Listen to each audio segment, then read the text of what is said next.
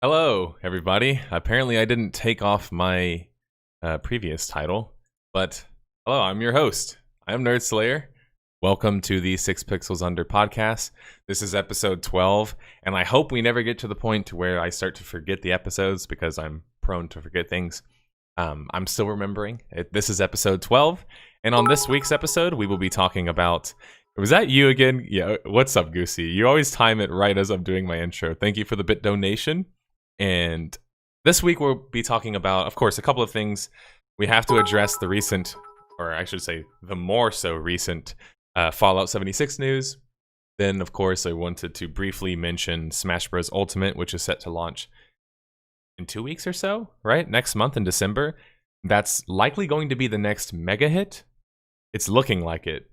There's already been reports, of course, that it's the best pre-selling Smash Bros. Game, which is already a feat in itself. So that's going to be an interesting topic to see kind of unfold, and we'll talk a little bit about that today. Of course, we're going to also talk about DayZ and how it's, 5 years later, and they finally are entering a beta, which is certainly interesting, and that in itself is, there's a lot to talk about in that regard.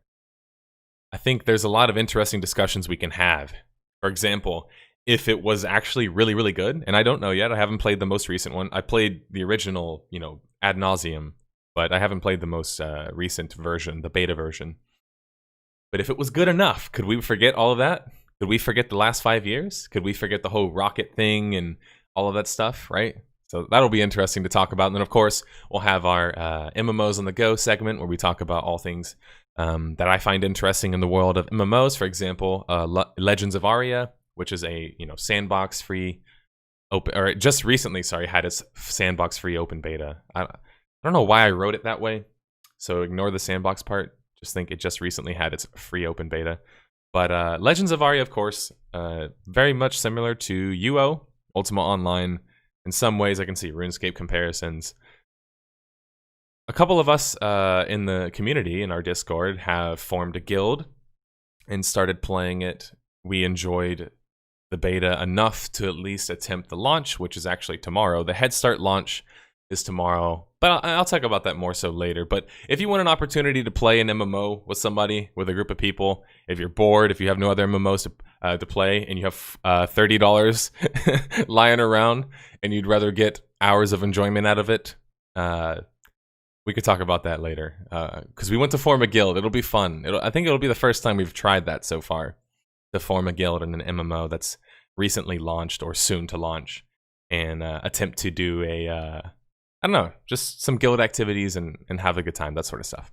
During the soapbox segment, we're going to be talking about RoboKas, who is another YouTuber who does postmortems on different MMOs and multiplayer games, and specifically, he did one recently, a couple of days ago, about APB.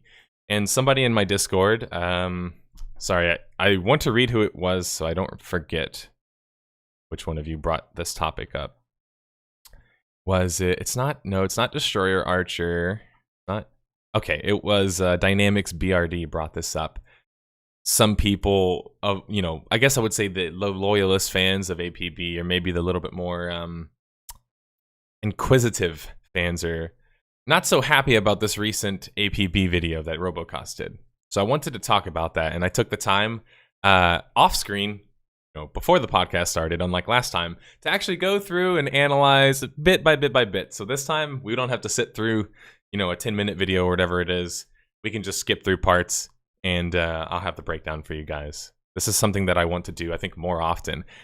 We as gamers, we need to do a better job of explaining how analysis works and what analysis is. I feel like at this point it's basically a buzzword, and that's in some part my fault, in some part our fault as content creators, and of course us as a community. But let's just launch into our first segment, of course, which is discussing some current gaming topics. And let me pull my title back on screen. Okay. We as gamers rise up. Gamers rise up. Okay, so the first thing that I wanted to talk about for this week is going to be the recent Fallout 76 news. Now, of course, we've been following Fallout 76 now for a couple of weeks, but this week, I really wanted to make it more so about not. Fallout 76 is a game. We know it's bad. It was launched unfinished. It's using an engine that probably isn't really optimized for such, play, etc., etc. We've beaten that part to death, right? So we don't need to keep mentioning that part. But I do want to mention what happened to my display capture disappeared. Okay, I'll have to set another one.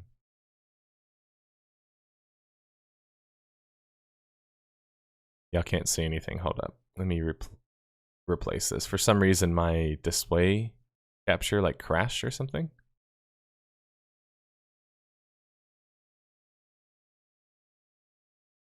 Huh. Yeah, I'm doing this live, people. I'm doing this live. For some reason, I can't get my display capture to work today.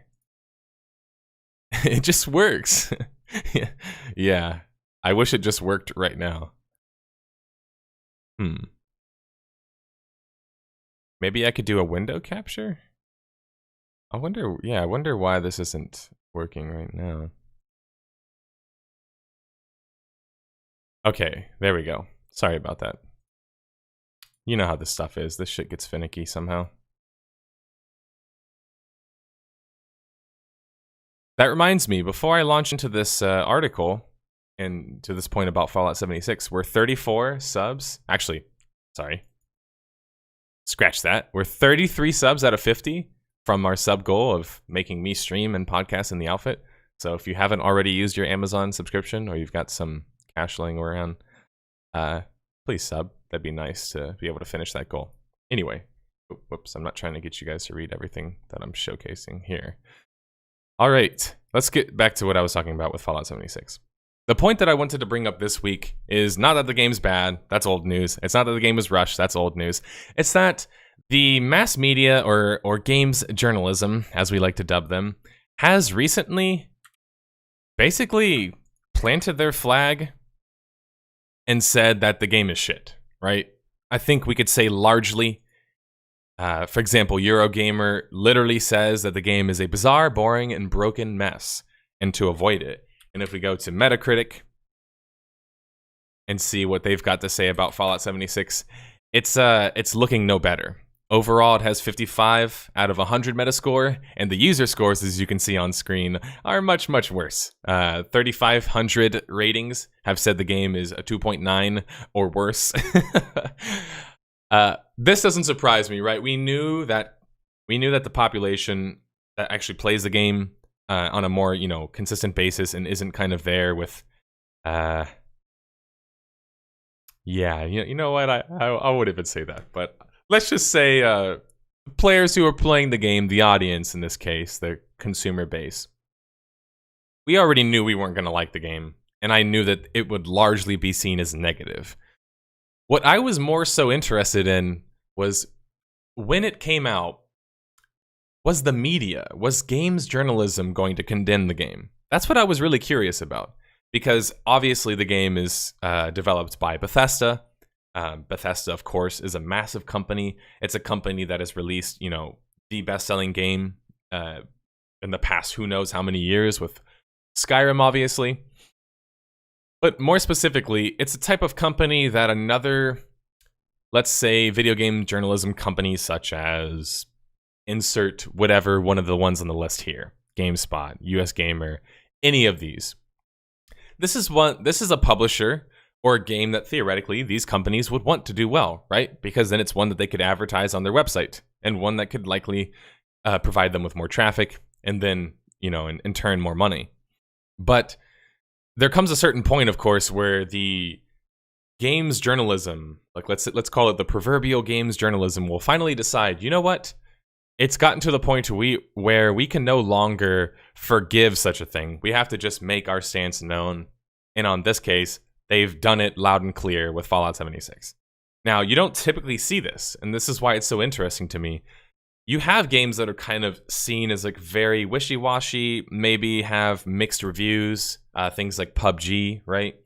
Media is very, very hesitant to criticize these games because they know that they have large audiences and that Obviously, I've seen probably like a billion PUBG ads on every game journalism website that I've been to in the past couple of months, right? Just as a random example. They don't necessarily want to terminate that kind of relationship or not have that kind of relationship working as good as they possibly can. But it's basically gotten to the point where even the most stalwart loyalists, such as Forbes, can't stop themselves from saying that the game isn't so good. Forbes said that Forbes dubbed their review rather, "Look upon my works in despair." I'll pull that one up on screen, but I don't know if I'll pull up a Forbes article. Those things try and spam you with damn ads every time I try and open these up, but let's see if this one works. Okay, I got a pop-up video thing here, but I don't think it's an ad, so I think I'm okay. So this guy put about 35 to 40 hours into the game, and essentially, at the very end, I like how his final paragraph... The final paragraph part is the part that I love the most here. Check this out. He says, "While admittedly I was skeptical about the concept of Fallout 76 going in, this is still worse than I anticipated." Maybe if he wasn't following it at all, I could see that, right? And just so you know, that's very common that a writer, or in this case a journalist, is essentially getting a game a week before it launches, or getting knowledge of a game a week before it launches, and then told, okay, you're supposed to do an in-depth review on this starting now. The embargo lifts in 3 days, or 4 or 5 days, 6 days, right? That's typically what happens. Like, these people are constantly grinding and playing as many possible games as they can, and they often don't choose their own assignments in some cases, right?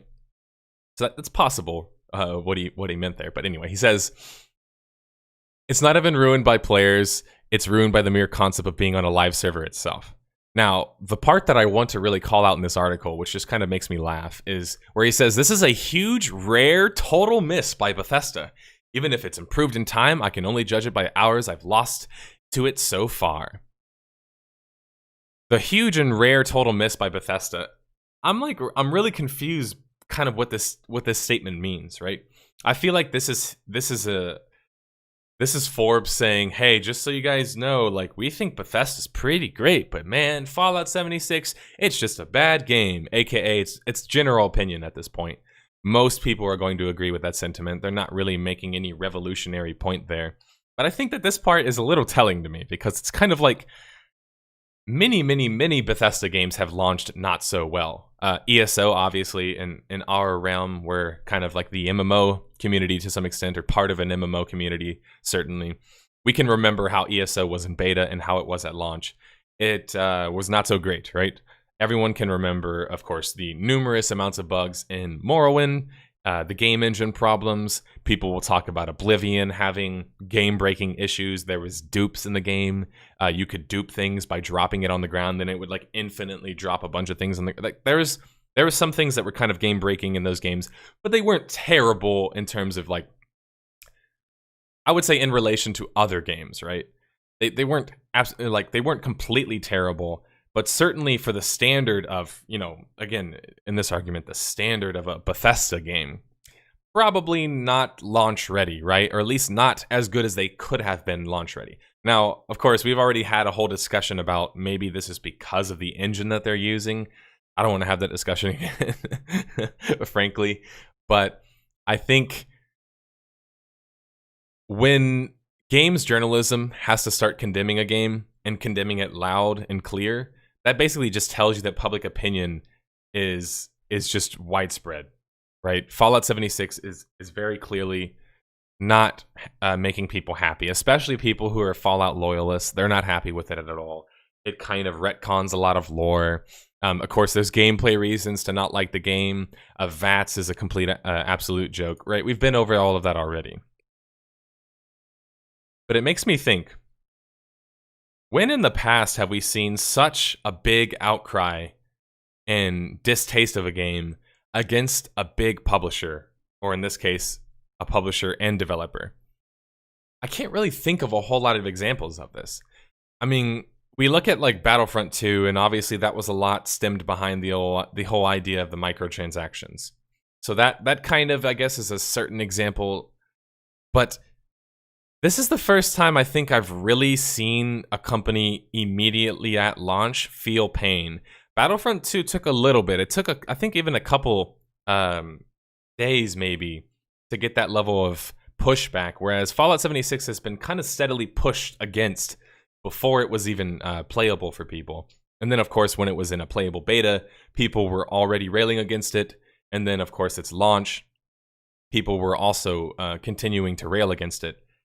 And I'm wondering at this point, is the only way that we can trust that a gaming journalist, media outlet, website thing, whatever you want to call places like when Forbes cover video games, or places like Kotaku or GameSpot, Eurogamer, IGN, who else do we have out there? Polygon, Destructoid, etc., right? Is the only way we can conceivably think that they will rail against a game in this case when it's basically everybody's opinion, right? When you look at Metacritic and, you know, over 3,500 people think that the game is a 2.9 on average, right? Like it's an average score of 2.9. This is one of those things where it almost just makes it seem like a 55 critic score in comparison is still actually missing the point. And that's kind of what I'm trying to say here is like, I feel like the only way we can really count on these gaming journalist websites to actually report on something as, you know, objectively as they can. Well, actually, I take that back. I don't even think this is objective in any case. It's just obvious, right? It's you don't even need to necessarily prove it. It's just general opinion, right? It's the prevailing opinion. I don't even know if we can rely, and if we have in some time relied on a game journalist website to really give a critical review. And this thing kind of just proves it to me, because you look at the reviews here, and first off, some of them obviously surely were critical. But is it hard to be critical of a game like Fallout 76? That was me waiting to hear like a proverbial yes, no kind of thing. I think we can all say probably yes, right? Pretty damn easy to hate Fallout 76 for all of the plethora of things that we've mentioned before. But it seems like it was so difficult for some of these outlets to just come out and just be like, you know what? Yeah, it is complete shit. They waited a little bit. They kind of hand wave things saying that, come on, Bethesda never makes bad titles. It can't be this time. And it's just like, it takes the audience or the consumer base to be like, this is shit. And just repeating that over and over and over again for in this case, for an outlet to be like, you know what? Yeah, it is bad. It's okay for us to say that the game is bad. And that's just, it's such a paradigm shift. When I think back to the old days, I was talking to somebody in Discord and they were mentioning how my little icon kind of seems similar to GameSpy. And of course, I loved GameSpy as a kid. I used to play Neverwinter Nights on multiplayer servers, so I would play on their little servers that they had back then. Rest in peace, GameSpy, by the way. But GameSpy reminded me of those old kind of journalist companies, which were very much like grassroots, and they were very much like, if they covered something, you know they were going to play it as much as they possibly can, and they were going to be as critical of it as they possibly could. But obviously, something changed along the way, something that I want to talk about, I'm sure, in a video. Something changed, right? So, and really, you can track it down to the exchange of cash, right? When you look at where cash is flowing from, right, where the cash comes from, you can typically kind of understand why people have difficulties being objective, right? In this case, when you look at not to call out any specific company because many of them do this, but let's say X company is a games journalist, you know, website of sorts, right? It's a media outlet that covers gaming. This media outlet makes money based on its website, clicks, ads, possible subscriptions, possible donations, possible paid content, right? These are how these outlets are typically going to make their money. Now, advertising is obviously going to be the largest revenue driver for them. And advertising, as, again, most people know, is paid for by the developers, or in this case, these days, often the publishers. Big marketing budgets, right? They go to these different companies. They put these big page ads, these big wrappers at the top. You have these ones that are on the back. When you click them, it's like a link somewhere. Rift used to do those, for example. Tons of examples of that. Now, let's say I'm covering I don't know, let's just say Fallout 76. I'm covering Fallout 76 on my website. Call it nerdsreviews.com. That's not or at least probably actually isn't a review website, but anyway, I don't think it is. Sorry, nerds.com if nerdreviews.com if that's a real website. Don't mean to slander your name. But let's say I put it on my website, my review on my website, and I hit up my agent or maybe possibly a manager, and I'm like, hey, is there a possible way we could look to getting some possible sponsored content done, maybe some advertisement done on our website? Who could we reach out to? Let's say my manager, the suit guy in this made-up scenario, says, oh, you could reach out to a company like Bethesda. And then Bethesda will go through my backlog and see that one time that I said that this game was really shit. And they might be a little bit more hesitant to give me more access, right? Maybe no inner workings of how a game is going to function before it releases, getting a certain kind of scoop, right? It's not that they don't trust me as a person, it's that they have an asset that they're trying to protect, aka their video game and its perception, and they don't want it to be displayed on somebody's website where the person isn't supporting the product, right? It's common fucking sense. But I bring this up because I noticed that a lot of people, they need to understand that when you think about money, you have to think about where the money is coming from. And it really helps you understand why things like this happen, right? Why it's hard in some cases for games, for really just journalists in general. But I would say more so, obviously, in our case, in gaming, it's hard for them to be objective, right? They have an editor who, by the way, gets final say. So they don't even get, not only does a journalist, in some cases, not get to choose their assignment, they don't even get final say as to what actually is published. You understand how that could be so problematic, right? That it's very problematic because you could have entire parts of your review omitted. And it's like, sure, you could say, can you not do that? But ultimately, the editor has the final say. And the editor is the one that knows, hey, I need to maintain my relationships in the industry. We need to be careful not to slander this game. We need to be careful to react in this way. One of the best examples I can think of this, and I don't know if you guys remember during this craze, but it was back during the a billion different COD games. I don't even remember what time period that was. What time period was that? Was that 2010 or so? It was during that time when basically a new COD game was coming out every year. And these COD games were, I would say, kind of like copies of each other. Some of them were good. Modern Warfare 1 surely was a good one. I'm talking about the newer age CODs. Modern Warfare 2 is often considered like one of the more successful ones, right? I think it's the best-selling one even, or maybe I'm thinking of Black Ops 2. But anyway, there was a time period where they were just releasing game after game after game with little variation to the actual mechanics of the game, such as class progression, kill streaks, that sort of stuff, right? It probably still does happen. I was just bringing up a previous example, I guess, John in chat.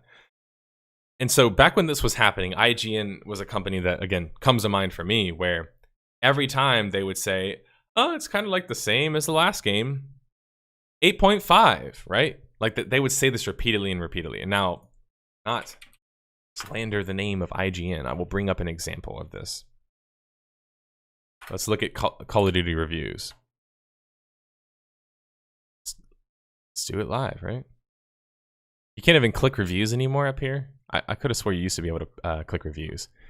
Okay, so let's look at the way IGN in the past, which, by the way, has had many, many, many COD advertisements on their websites. I mean, more than I can remember of any other shooter. Of course, they gave Black Ops 4 8.5. I'm not really going to get into why this is some PS Vita game, so don't get alarmed by that one. Advanced Warfare got a 9.1. Advanced Warfare is one of the most hated Call of Duties by fans, by the way. Again, you can check this by just simply going to Metacritic, going to different review websites, and just reading reviews from actual players, right? You can kind of read what they say. World War II is considered by pro players of the COD community, a community I actually randomly follow, to be the worst competitive COD. It has an 8, right, on IGN. Call of Duty 2, my favorite Call of Duty, only has 0.5 more than Call of Duty World War II? You see what I'm saying?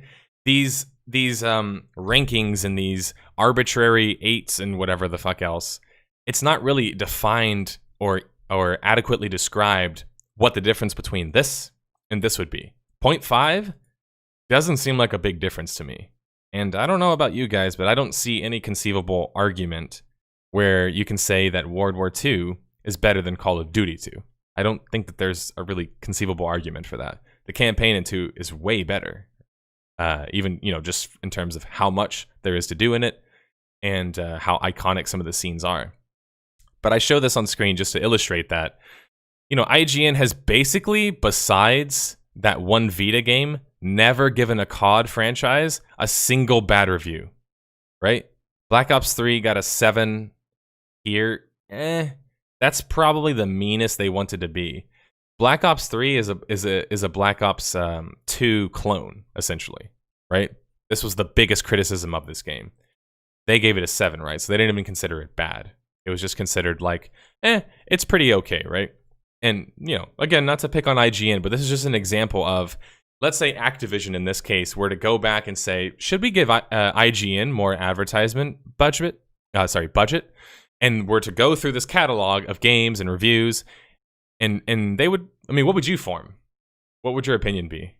If you were, let's put yourself in Activision marketing guy, Steve. Let's say you're Steve in marketing from Activision, right? If you're going through this, you're probably going to say, yeah, I'd love IGN. Please, IGN, put ads all over your website, right? Because you're never going to say that my games are bad. You're just going to say that they're kind of like the 7 says, right? Where is the 7 at? Again, these low rankings, these are adaptations on handheld, so don't be confused by those numbers. Look at their console releases. Where's the Big Red one at? I wonder if they ever reviewed the Big Red one, because I'm curious what they gave that one. I like that one in particular because it had tanks and stuff like that. Think about that. The last time we've had a tank in a Call of Duty franchise. Anyway, I completely digress, and I think I've made my point at this point. Let me read through chat a little bit here. Jim Sterling was told he was a wild card, and that wild cards don't get early review copies. Perfect example, right? Being critical in journalism actually doesn't help your career. It doesn't. And now I know it seems a little bit strange because people do clickbait. People are maybe they revolve personalities. Say, for example, like the Jimquisition. They have this series kind of revolved around being like snooty and what would be the word? Snarky, right? Of course, rest in peace, Total Biscuit. Snarky was one word he particularly liked to use to describe himself. Of course, the Snarkathon comes to mind. These types of reviewers, or even just journalists, because I would certainly call Jim Sterling and again, rest in peace, Total Biscuit. I would call him, or have called him, essentially a journalist, right? They have a lot of integrity, and specifically the reason that is that they've been willing to shoot themselves in the foot when it comes to their money. And what I mean by that is, as somebody said in chat, Jim Sterling is willing to ignore the fact that he's not given review copies and still try and do reviews, right? Because whether or not the company supports him doesn't matter to him. All that matters to him is obviously doing his job and doing what I think he does a really good job of doing, which is letting people know when something is bullshit. And he has that on lock, right? I would certainly say. There isn't a very good vocabulary discussion about what was good or bad about a game. Yeah, and reviews are kind of review numbers, I should say, kind of have always been a little bit arbitrary, certainly. This was an easy one for them to seem like they are legit again. Exactly. Is the word, do you guys think that the word here maybe saying virtue signaling, or maybe even like in some cases dog whistling kind of works in this whole kind of scenario of games journalism kind of condemning Fallout 76? I could say for sure they're trying to let everybody know, hey, like, we're on your side. We also think Fallout 76 is not so good, right? They want people to think that, right? They don't want to adopt a position that they're going to have to actually defend. And I mean, when is it going to be that we start holding more journalists and, frankly, these companies more responsible for the reviews that they give, for the work that they do, and in some cases for the problems that they cause, right?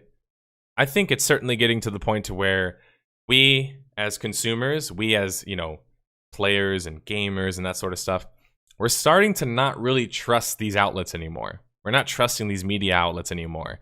We've seen a lot of different scandals.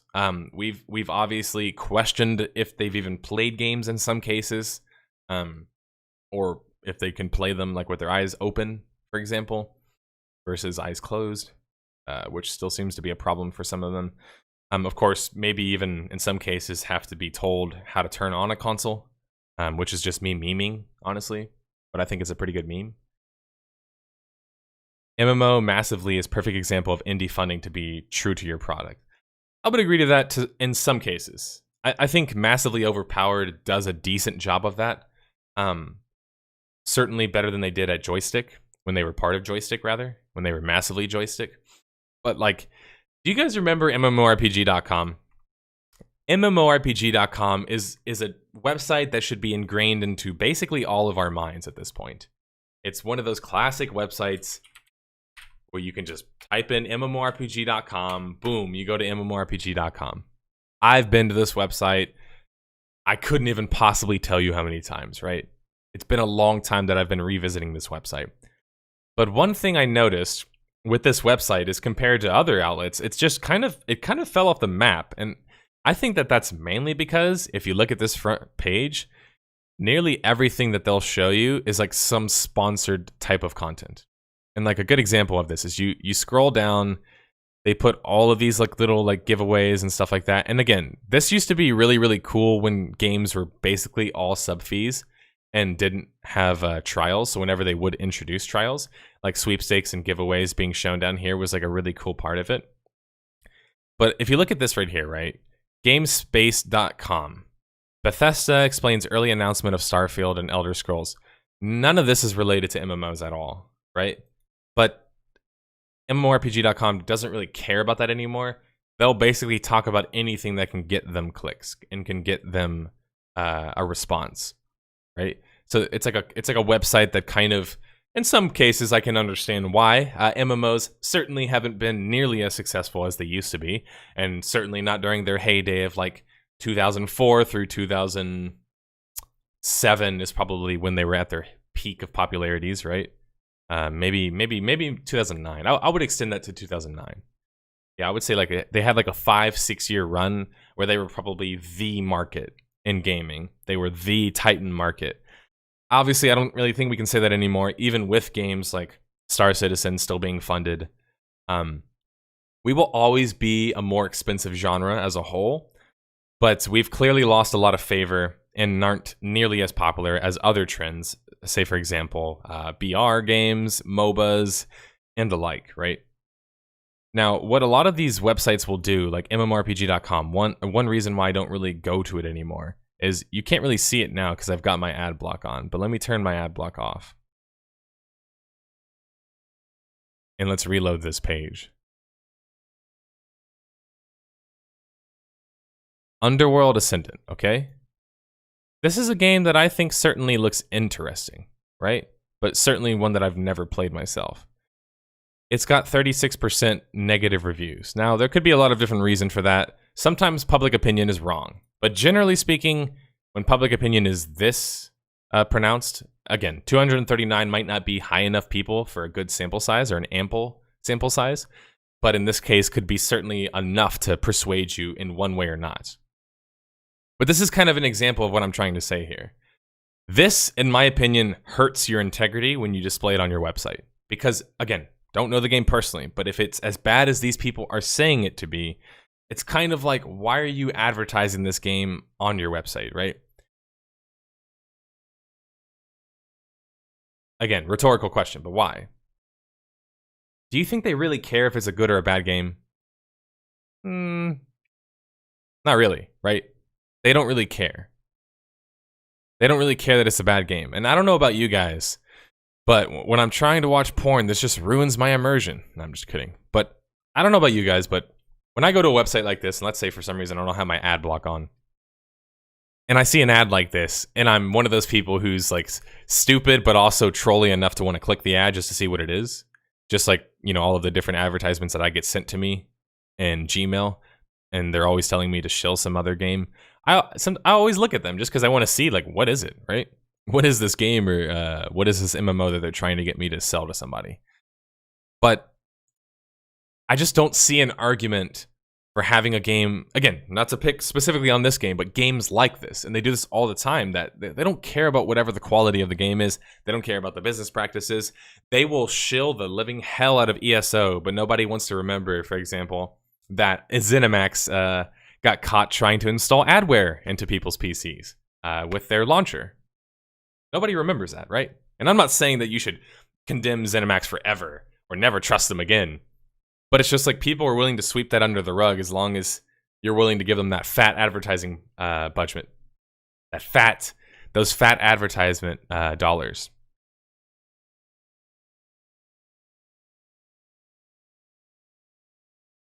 Buddy, oh, okay. Ulyssez wants to call in right now. He had a point that he wanted to make in regard to the scores that we were just talking about, review scores. So let's bring him on now. Hey, what's up? Hi. I wanted to expound a little bit on what I was saying earlier about the vocabulary that we use about reviewing and the numbers, because I actually think that talking about games is actually more complicated than people give it credit for. And I think that the written reviews and the numbered reviews that you see from IGN and companies like that, older companies like that, are actually kind of outmoded, actually long out by YouTube and Twitch. Right. I think that when you look at games, you see that it's actually kind of hard in written word to describe necessarily what is good about a game, because I can point to say, we can say like graphics are an aspect of games that can improve the quality of the game, that make it a better game. But I can point to games with great graphics that aren't really all that good. It can't carry the whole game by itself, and it's hard to really visualize how that aspect necessarily improves the overall product. But when you watch it on YouTube, or you watch somebody play it on Twitch, or you see examples of it alongside a review on YouTube, it's much more clear how the graphics affect the overall quality of the game. Yeah, I think that's a good point. It's kind of like when you watch a YouTube review versus, you know, reading some article or trusting someone that's going to put something on a 1 out of 10 scale. It's almost just like, you know, that you're not going to have somebody who's confined by some arbitrary metric, right? Personally, I just find a score out of 10 to just be very arbitrary, because again, unless you actually explain what 1 means, what 10 means, what 9 means, what 8 means, what 7 means, it doesn't really mean anything to us other than just a number, right? Obviously, closer to 10 means better, and closer to 1 or 0 means worse. But watching a review such as ACG, for example, watching like an ACG review, he's going to give you his thoughts and bring up the biggest problems he's found in the game in like maybe 10, 15 minutes. And you're going to be able to see him play the game. You're going to be able to see him go through the problems that he mentions. And you're going to know that he'll tell you if it's worth a buy or isn't worth a buy. I believe that's what his series is called. It's like worth a buy or something like that. But many people do series like that. But those types of reviews I enjoy, because it's basically like, look, I don't know if this game is bad. I can't really explain that to you, but I can certainly say if I've at least gotten some level of enjoyment out of it, right? And I think it's worth the money. And it's like, that is just way more helpful as a consumer than this is a 3.125 out of 10, because it's just like, I don't know what that means. I mean, I don't know. What does it, for example, what does a 7 mean in the context of a game like Call of Duty versus an 8, or an 8 versus an 8.5? Are you really going to tell me that World War II, Call of Duty World War II, is better than Call of Duty 2? Like, I don't think you can objectively make that point. But I think you could make a subjective case in terms of graphics in terms of probably gameplay's a lot smoother or whatever else. But I would say, for example, to offer a counterpoint, that Call of Duty 2 is a lot more immersive of an experience, and it's not nearly as actiony and cheesy as some of the newer COD games are. And so that's why it's my favorite COD. But again, can I describe that in an 8 versus 8.5 and describe that all of that makes up that 0.5? I couldn't possibly explain that to somebody because, again, it's like you said, it's just, it's really just arbitrary. A picture is worth 1,000 words. And I think that, and this is where it's starting to get into sort of speculation territory as far as what effect this sort of this dynamic has with reviews on IGN and their sort of their business. As you were saying, they have this relationship with publishers where they've got to have, it's a symbiotic relationship. They can't have a bad review, otherwise they become a quote unquote wild card and can't be trusted to do their business correctly, right? Right. Well, you know, if we both agree, you know, their whole style of, you know, do a big write up and do a numbered review doesn't really compare well to what can be done on YouTube and Twitch, right? As far as like as a consumer standpoint. Yeah, I mean, especially Twitch. I think Twitch is a perfect example of that because Twitch is like, you can experience it live, so you can see for yourself like immediately. This is how I feel, or this is how I think about it. This is just something I've done on the fly here, but you know, you look at like, let's go to you know, traffic statistics for IGN. I get an Alexa ranking, a global rank of 355 globally and 122 in the United States. If I go to YouTube, it's number 2 in the world and number 2 in the United States. So the ad revenue, the value of that ad space is so much more valuable on YouTube than it is on anywhere on YouTube than it is on IGN, right? Right. So you could guess that might have an effect on how valuable the individual business relationships IGN has with those publishers. Yeah, and it's almost, or at least it almost can be inferred that somebody who's still operating in that traditional journalist, you know, perspective, or from that traditional journalist website perspective, it would probably have to shill that much more if they want to keep up with just a regular YouTuber, let alone a shill YouTuber. A shill YouTuber is, you know, as you can imagine, is the one raking in all of the cash. Right. Because, you know, like you said, they're on the second most popular platform globally. Second most popular website, first most popular platform, at least currently. I don't know if Twitch or will ever overcome that, but maybe if they manage to do some things similar to YouTube, I think they could, but that's a story for another time, or a discussion for another time. Being on that big of a platform and being a shill, yeah, that's the way to go. If you want to make money, that's the way to go. Yeah, I largely think that IG is in a tough spot. You know, in that way I can kind of sympathize with, like you were saying, you know, you follow them, you kind of understand why they're doing what they're doing. I've got a phone call and I've actually got to go, but yeah, I can sympathize with why they're doing what they're doing. Fair enough. And yeah, thanks for coming on. I appreciate that, Ulyssez. All right, thank you. Bye. See you later. Everyone in chat, thanks Ulyssez for his thank Ulyssez rather for his question / point that he made. Again, at any time you can feel free to join our podcast lobby channel where you can talk to Card and set up a question with me.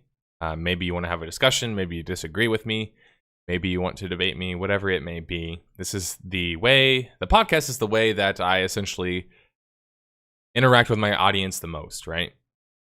It's where nothing, as you can tell, nothing is planned here. I didn't really do a whole lot of like research into the specific point that I was going to make today. I like to be a little bit more off the cuff rather, a little bit more personal,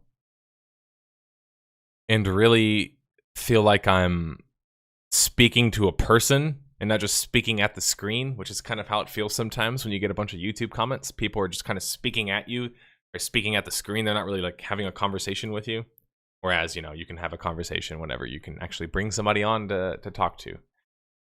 I do not bite, only rain down hellfire. Exactly. So you can, by the way, if you don't want to join Discord, you don't have to. You can at Card or at me in Twitch chat if you have any questions, and we will get to those questions at the end of the podcast. But if there's any particular points that you want to remark about now, you can at one of us and we can respond to that. Of course, as we gain a little bit more popularity, we won't be able to respond to every single at, but we will respond to call-ins and that sort of thing, because those are a little bit harder to do. So I give people respect for doing that. I didn't really have a major point to talk about with in regards to Super Smash Bros. Ultimate, as I mentioned previously. I just wanted to kind of show this article, or actually, I won't show the article. I'll just show the tweet on screen. But Nintendo Versus announces that Super Smash Bros. Ultimate is punching its way into the record books. Thank you to all the amazing fans for support in making this a fight for the ages. So essentially, they're trying to say that this game is the best pre-selling game so far in the Smash Brothers. It says it right there. I guess it says it in the actual video.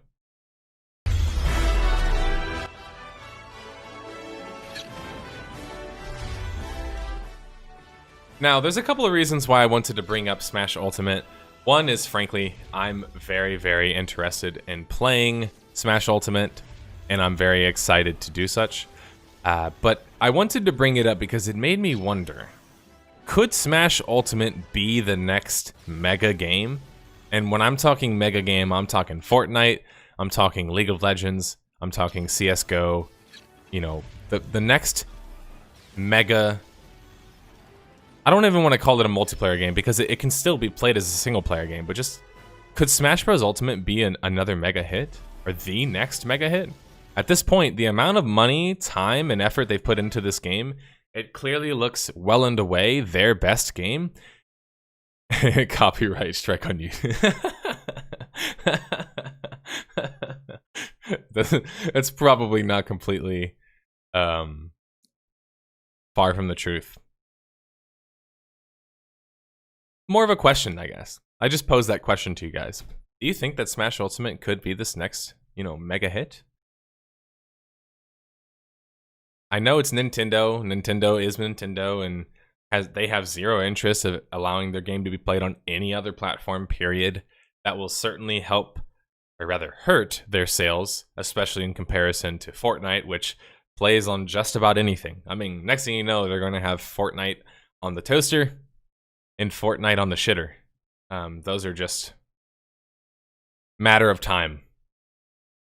I wonder if that would affect it to some extent, but I really think, based on I wouldn't say my prior knowledge, but I would just say just the knowledge in general surrounding the Smash Brothers franchise, it's always been a really big and certainly loyal franchise. And it seems like with Ultimate, unlike with Smash Brothers Melee, or even Brawl to some extent, it looks like they're pulling out all of the stops. Like, they're trying to make this the biggest Smash experience they can. And I wonder if their recent announcement, by the way, it was a cryptic announcement, but Nintendo actually kind of announced that they were doing an esports league with Smash Brothers. Again, don't take my word for it. Look this up. But they essentially announced that there's an East and a West division of Japan, a league, rather. We don't know what this means. We don't know if this actually means esports. Maybe it's just like high school or something, or primary school or whatever they call it there.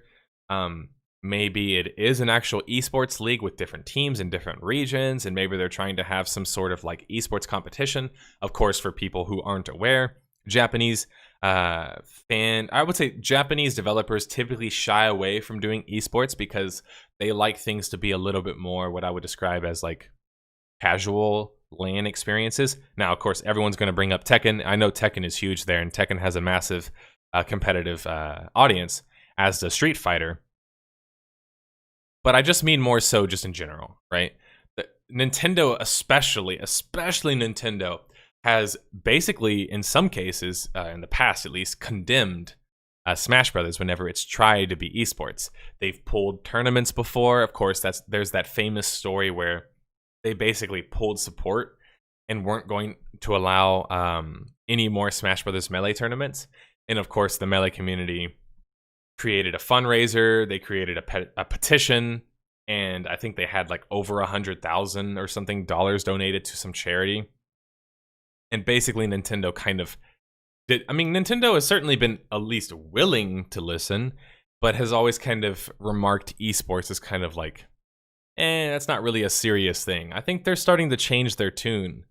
And that's more so obviously displayed with their recent announcements for the leagues, like I mentioned, or I should say the league, because we don't know if this has anything to do with the Western world at all yet.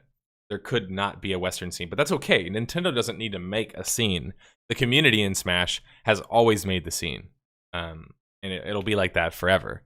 Luckily, that's why I think Smash is such an interesting community, even though it's a little bit exclusive in some cases. It's about time they embrace the esports culture. Yeah, I would totally agree with that dynamics. It's cool to see them start to embrace esports, and it makes me kind of excited to see what the future of the Smash community is, but obviously more so Smash Ultimate. I kind of wanted to also show this on screen today because I wanted to announce to people that I wanted to play the game, and I will be playing it. I have a Switch, if you guys didn't know that already, and I will be buying the game to play it. But I'm not really sure if I would do content on it. I don't really know if there's a need for me to do content. It's such a saturated market already, but maybe if I could do it as a video from the perspective of somebody who isn't really a big fan, who's kind of getting involved in it all, maybe that could be helpful to any of you. I'm really eager to see what Nintendo can do with Smash Ultimate. I really do think it can be a best-selling title, and certainly the next blockbuster title. I think it has all of the trimmings to do that. It has tons of replayability, tons of variety and modes. It has a single player mode. It has a bunch, of course, it has all of its achievements, as it's always had. The break the target stuff, different, the world records stuff that you can do with those competitions and the races as well. Of course, there's team, there's 2v2 tournaments, there's 1v1 tournaments, DreamHack, Evo, all of this sort of stuff. There's just so much replayability in this game. And of course, you can play it off of your Switch, which you can play on a plane, right? It'll be interesting to see if this can overtake. I wouldn't say overtake, but I would certainly say interesting to see if it could be as big as a hit as it's going to be in Japan, as it's going to be in the Western market. Sort of like with Ion to some extent, like we recently covered. We'll see, though. I think it'd be fun to do a Smash stream against viewers like me. Yeah, I think a Smash stream with viewers would be awesome, especially if my viewers are bad, because I'm not particularly good at the game. I think people won't take any Nintendo esports initiative seriously if they never address Melee. That's a good point. I think they kind of, in some cases, recently addressed Melee, but not entirely, so I can see your point there, Jazz. Anyway, let's talk more about DayZ. I wanted to bring up DayZ today because DayZ is one of those discussions where there's just so many things that you can take away from it, right? There's the whole idea that obviously it's been a mod in development for longer than 5 years. It started as a mod, obviously, in Arma 2. It became a standalone game after being a very, very popular mod. But it launched as a standalone game before it actually launched, right? So it was like an early access, alpha, pre-alpha, whatever the heck you want to call it these days, type of experience. But after 5 years, 6 days ago, they announced that DayZ has entered beta. And I'm wondering, first off, if anybody cares at this point. And I'm wondering if the game is good enough in a beta state to actually maybe warrant returning to, or possibly even, re-dominating the Twitch charts. Because if you guys remember, DayZ video content and stream content was widely popular. It was a huge success. I used to watch videos. Golden Glove, of course, he had a bunch of videos on it. Frankie on PC. There's a couple more where they give people like jam guns and they do like little social experiments. It was always an interesting game to kind of, I wouldn't say watch on stream, but certainly watch videos of. But I'm wondering if people will return to this game at this point, or if it's a little bit too much. It's like, in some cases you would think sunk cost, right? Maybe people who are already dedicated to it will keep being dedicated to it. But a lot of like the original DayZ streamers don't even play the game anymore. And so I wonder if there'll be some kind of resurgence of sorts for DayZ, or maybe if it's just too late. And I like to have conversations of too late because, well, I just got a 504 gateway timeout. That's probably not a good sign. I'm just kidding. But it's an interesting discussion for me personally, because obviously as a fan and a journalist now involved in MMOs and MMOs in particular, we often have stories about, could this MMO make a comeback, right? For example, a game maybe I've covered on my series, maybe at some point could have some sort of resurgence. Of course, we talked about APB, with Little Orbit purchasing them and also purchasing Fallen Earth and essentially trying to revamp these games to kind of relaunch them again to possibly get some of that success back. This DayZ re-entering beta thing is interesting for a lot of reasons, but that's probably a big primary reason why it's interesting to me. Is I wonder, after seeing this, if it really is good enough, if people will come back to it despite all of the negative publicity it's had, despite being in like some perpetual state of beta, or rather alpha, besides losing their key lead developer who promised the moon and then kind of disappeared to make a copycat version of the game. Can they make a comeback, right?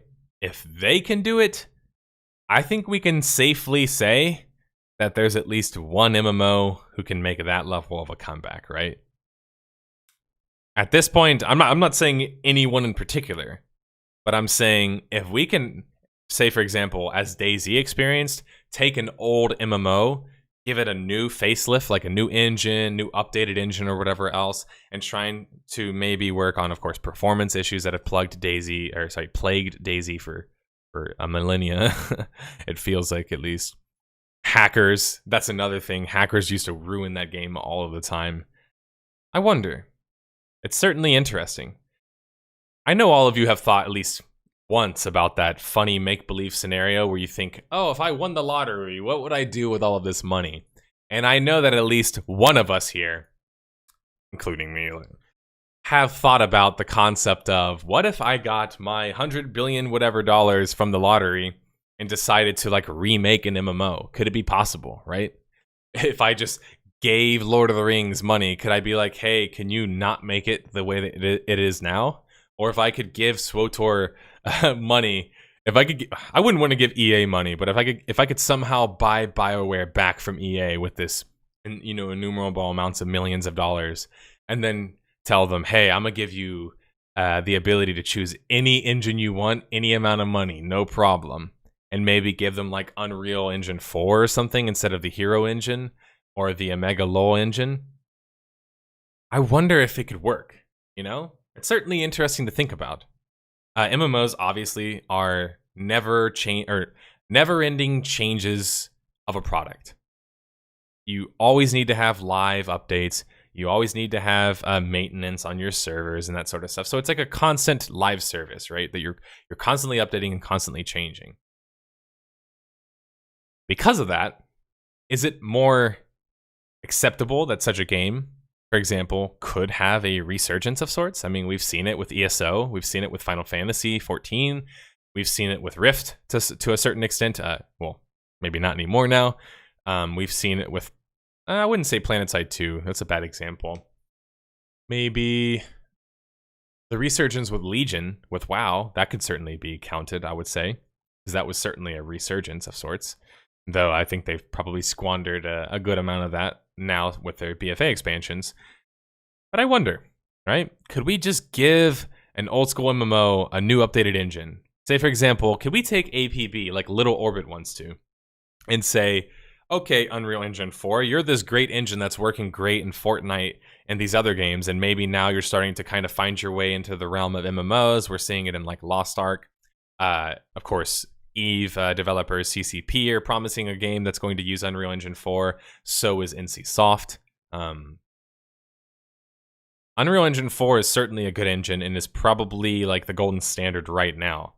I wonder if APB could take their previous Unreal Engine 3 and actually port it to Unreal Engine 4. I wish I had the technical ability to tell you how difficult that would be. Certainly, I know it's difficult, and certainly they they first and foremost are interested in getting it to 3.5 before they get it to 4.0, because that will be obviously less of a leap. But I really want to see if Little Orbit can do something with that, because that really would change kind of the landscape of things. Think about it. If we had more companies like Little Orbit purchasing failing games, maybe they could actually resurrect these games. Arcade is a good example. Tryon right now is in a I want to say a lawsuit, but they're in a process. Well, they actually were in a lawsuit. I don't think they're in the lawsuit anymore because they technically don't own the IP to the games that they were previously in lawsuits with. I don't know how any of that works, but let's say that XL Games actually doesn't let Tryon give Arcade over to Gamers First, or sorry, Gamago, who recently purchased their products. Sorry, their IPs. It was an asset purchase, which essentially means they want what they have, right? So they can turn a profit on it. I wonder, could another company, for example, let's say you and let's say the Nerd Slayer company of billionaires, we pull all of our resources together in the billions and say, actually, XL, we'll take Arcade, and we decide to port it to the next level of engine and try and revitalize the game or fix the game to some extent, right? I think if a company like Little Orbit can do this with a franchise like APB, which has at this point been, obviously dragged through the mud and then some, it certainly opens up a lot of possibilities, right? Because no longer can we say that games are going to die when their official servers are failing, right? Or when their number counts are dropping, because there could be a chance that this company exists where they just decide, you know what? We'll purchase that company or we'll purchase that game and then we'll make it better. And you see this in many other markets, but you don't see it in gaming as much. So this DayZ thing has gotten me kind of thinking about that. And I know it's a little bit tangential, like it's not completely related, but that's what came to mind first. APB needs a lot more than an engine update. It's true. Mass Effect MMO, yeah, that's definitely going to be planned in this make-believe story. I loved what DayZ stood for in early days, when it was this player interaction-centered experience where everyone had their own story to tell. But DayZ can't provide that experience for years now. I think DayZ proved a valuable point about difficulty and player freedom early in its history, but now it's just obsolete. That's a really good point. I think I would largely agree with your criticism of it. DayZ, for me, again, I played it for, I would say at least 100 plus hours or so certainly was at least somewhat of a fan of the game at some point. But what I noticed after like my 100th or 200th hour in the game was kind of like, I can't even play the game the way the game wants me to really play it. And what I mean by that is that if emergent gameplay is going to be the most significant part of a game, you gotta give me more tools, right? Like, yeah, it's cool to run around Cherno a bunch of times, but can I like own a house in Cherno? Maybe open all of the buildings up? And I know that they're currently in the process of doing that, but I'm just saying these were things that I was thinking back then and wondering, you spoiled me with these cool interactions where I'm getting held at gunpoint by bandits and I'm meeting friends and they're betraying me and all of these great immersion experiences, right? Where it's just like endless replayability. But it's not really endless replayability, because when you get robbed 16 times, it's kind of not so fun anymore. And when you get sniped from the tower, from the good old sniper tower, I know you guys who've played the game, it ain't so fun anymore. You're kind of like, okay, this kind of gets old after a while. So how can I actually impact my environment? And in DayZ, not a whole lot of ways, right? You can't capture a house, really. You can't capture territory. You can't create houses. There really isn't a building system implemented yet. It was always kind of like this half-baked idea that at the end of the day, I think it's just kind of it suffers because of its container, right? I don't know if that engine is the exact engine that they need to have for that type of game. In some cases, it reminds me of like if EverQuest Next kept being developed. Can't you guys see like some similarities between DayZ and EverQuest Next? Both wanted to be big about emergent gameplay. Both wanted to promise that you could change the environment and you could have all of these new different experiences. But in one case, they were just like, all right, this isn't worth the investment. And in the other case, they kept going for 5 years because it was obviously such a powerfully selling game. But I don't know. I wonder, could we take old MMOs and actually redo them? I don't know if that's possible, but I bet you it will be done at some point. Let's move into the next segment. That's MMOs on the go. That's probably the segment that you all want me to talk about the most. Hoping that there's going to be a new fun MMO to play. Well, luckily for you, there is. Insert big cash dollars from the company. I'm just kidding. Nobody has given me money yet, despite them trying to.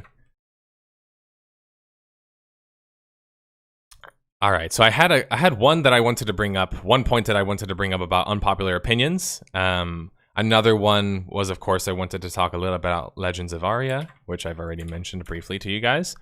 And then the last thing that I wanted to talk about was Star Citizen's first day of free fly week, which I believe started a couple of days ago and is still ongoing now. There's been some interesting developments in regards to that as well. So let's first tackle this unpopular opinion that I saw on the MMORPG subreddit. And so this one I think it's a very good one.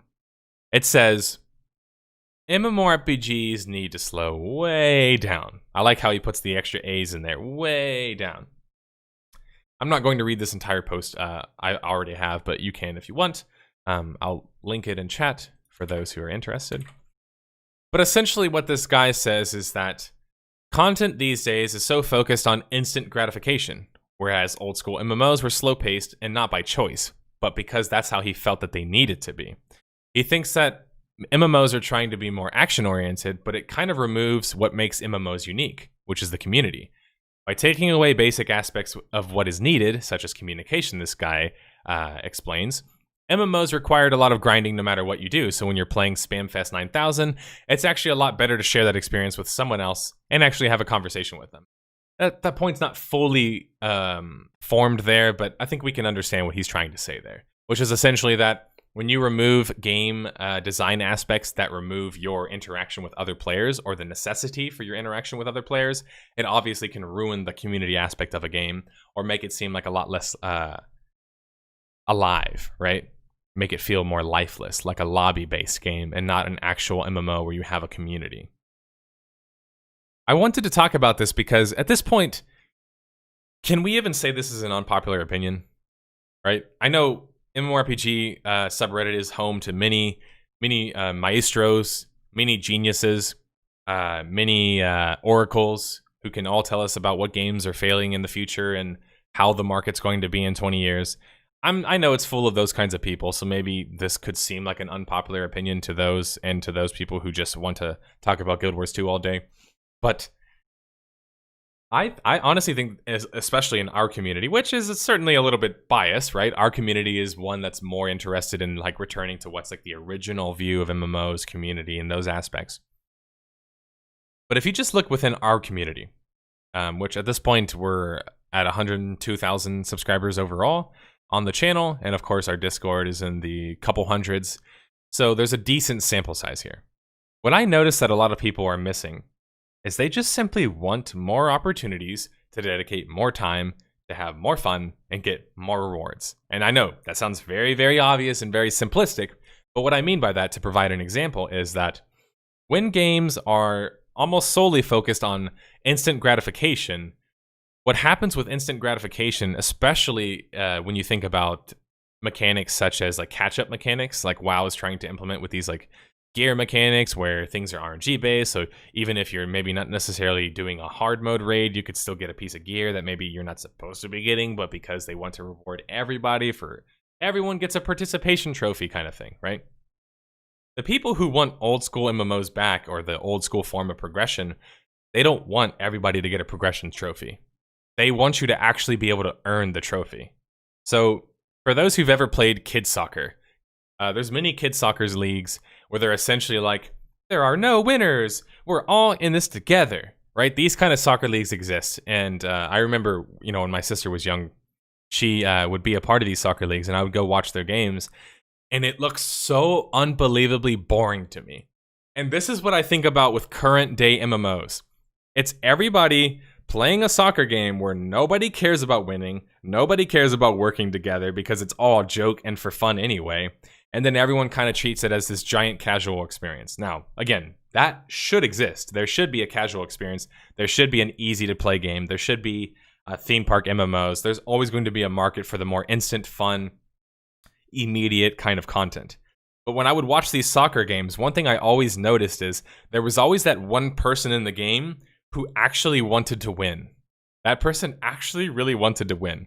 And what that person would do is obviously run their ass off. They'd be kicking the ball, they'd be passing the ball, they'd be diving for things, they'd be trying to flop, trying to do crazy things in order to get a win, right? They were just simply willing to do more. And so whenever that team won, I was never surprised, right? Because I was like, well, they actually had like one or two guys on their team or girls on their team who wanted to win, right? And when I think about this like comparison with old MMOs and current day MMOs, it reminds me of that. It's like these days MMOs are all about the participation trophy. They want you to feel rewarded when you just log into the game. Here's a boost, right? These games are trying to get you to buy microtransactions, and they're like, here's a freebie, right? You get your free little boost, but then it expires in 2 days, just so you know, but there's your participation trophy. It just has a shelf life. And then they'll say, oh, if you participate in this raid once a week, you have a chance to also get the same loot that somebody else does, aka everybody's a winner. Everybody can't be a winner, right? Some of us lose. Some of us lose more than we win, right? Not everybody can be a winner. And when somebody's willing to put more time, when they're willing to meet people, form friendships, form relationships, get better prices in like an MMO market, right? Work deals out with guilds, formulate alliances with other guilds, dominate certain aspects of the game, maybe PvP, maybe PvE, whatever it is. Those people should be rewarded for being more dedicated and being more willing to put the time in. I think that's what's missing right now in the market. It just feels like there's not a whole lot of games that us as consumers in MMOs, obviously MMOs here, or we can just feel like, you know what? If I dedicate the next 3 months playing to this, and I don't mean to say dedicate as in 40 hours a week. I know like it can seem that way in some cases. Casual pace, whatever you 5 hours. If you have 5 hours a week, 5 hours a week, right? Whatever your time limit is, you have your time limit. But with that 5 hours, you can still be productive. You can still feel like you're accomplishing something. And when you do manage to do it after 4 months, because it took you that much longer than everybody else, but because you had to work harder, I don't know about you guys, but I value it even more because I knew that first off, I didn't have the same resources as those other people had, aka time, or maybe in some cases money. And so when I finally managed to do it on my own time, I'm still excited. I'm still happy. I didn't get a participation trophy. I still had to work hard, right? I still had to put the time and effort in. I still got what I wanted to accomplish, even if I did it casually, right? So it's like, yes, instant gratification should exist, but when instant gratification replaces long-form progression, aka long-term thinking and long-term goals, it just makes it feel like there's no loyalty with the game and there's no actual basis of a community, right? Because vanity matters because it creates reason for people to want to achieve, right? They want that special mount. They want that special achievement because in their game, people look at them and they say, wow, he has a spectral tiger, or wow, he has a set of devil wings, or whatever that you had at the gold cape if you're playing Guild Wars 1, or black dye if you're playing Warhammer, right? When people had these specific things that you knew took time and effort to get, I don't know about you guys, but I used to walk around like populated towns in MMOs, and I would just look at people's gears, and when you would see someone that had really cool gear, you knew that that person earned that gear. You knew that. Nowadays, you can walk around, you see a dude, and he's decked out in this crazy legendary gear, and you're just like, man, that dude's probably like a banger. He put a lot of time into getting that. And you talk to the guy, and he's like, I raid once a week, and I just got lucky. And you're just like, oh, okay, so it's actually not that great of a reward, or it's actually not that great of an accomplishment, right? It even demeans or diminishes the form of progression in the first place. When you get something too easy, despite, all of us want to say, I want something easy, right? Our human nature is to basically try and live as easy as we possibly can, right? Generally speaking, humans will try and minimize the amount of risk, because obviously we're all about survival. So, of course, we're going to want things to be easy to some extent. But as has been proven many, many, many times, the reason why kids do better when they pay for classes versus not paying for classes, not to say that I think that we should get gouged as students, like these private fucking universities want to do, but just saying even just the fact that you have to pay, period. It's been proven, there's been studies that show that the people who do pay for the classes care more, right? Of course. If you're going to spend money on something, I don't know about you guys, but I've paid my way through school so far, personally, because I barely have ever gotten any type of aid. First off, that in itself kind of feels good to some extent, but obviously it explains why I still haven't finished my degree. Because it's not really an affordable way to do it. That being said, when I finish that degree, even though it's been now years I've been working on it, you don't think I'm going to value that way more than somebody is who basically went to school, had no idea what they're doing, and then just got handed a degree and something that they don't care about or have no aptitude in, right? I'm probably going to care a little bit more, right? Because I worked for it. It's kind of like, imagine if somebody tells you, if you run up this hill right now 10 times, I will give you nothing. But if you run up 11 times, I will give you a free dinner, right? I don't know about you, but I'm going to do it. For a free dinner, I'll take that. As long as it's like somewhere good, right? You got to wine and dine me before you want to seduce me. Let's say, yeah, it's 11 times. The 11th time I get up that hill, he gives me the free dinner. I know I earned that dinner, okay? So I don't know about you guys, but when I get to that restaurant, I'm going to chow down, okay? Because I just put in 11 laps of running up a damn hill. Come on. Us gamers aren't supposed to run. We're only supposed to sit and think and seem like oddly, weirdly, intellectually superior. Not do such frivolous physical activities. But I know any of you would agree. If you had to go clean your parents' car for $100, you're going to definitely make sure you get that $100 worth, right? You're going to make sure after they make you painstakingly clean that car, you better give me something good, right? People want to be rewarded for the amount of work that they put in. But when they feel like they're putting in more work than somebody else is and getting the same reward, the whole system just unravels, because then the rewards don't mean as much anymore, right? You've seen people like Asmongold talk about this on stream all the time, and it's true. If you take that part away, then it all doesn't matter anymore, right? Because who cares if you have the boots of blinding speed if Johnny and 16 million other people have the boots of blinding speed, right? It's no longer a vanity item. It no longer matters, right? If everybody has it, it's not an accomplishment. Put it this way. When you guys walk outside, it probably feels like an accomplishment like it does for me sometimes, because I prefer to stay inside. But do you get an reward every time you walk outside? No. Because we're just doing what we're supposed to be doing, which is like going and living our life, right?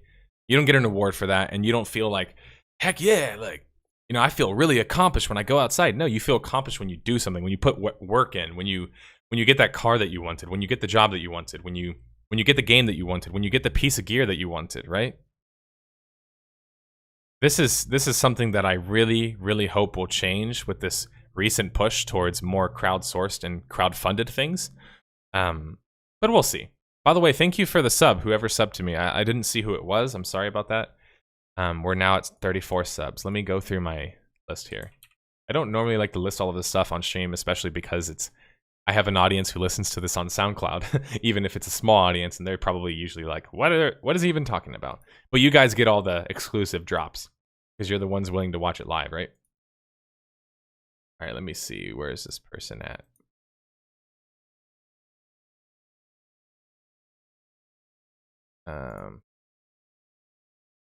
Trying to find where it's at. Okay, dashboard here. Let's do it live.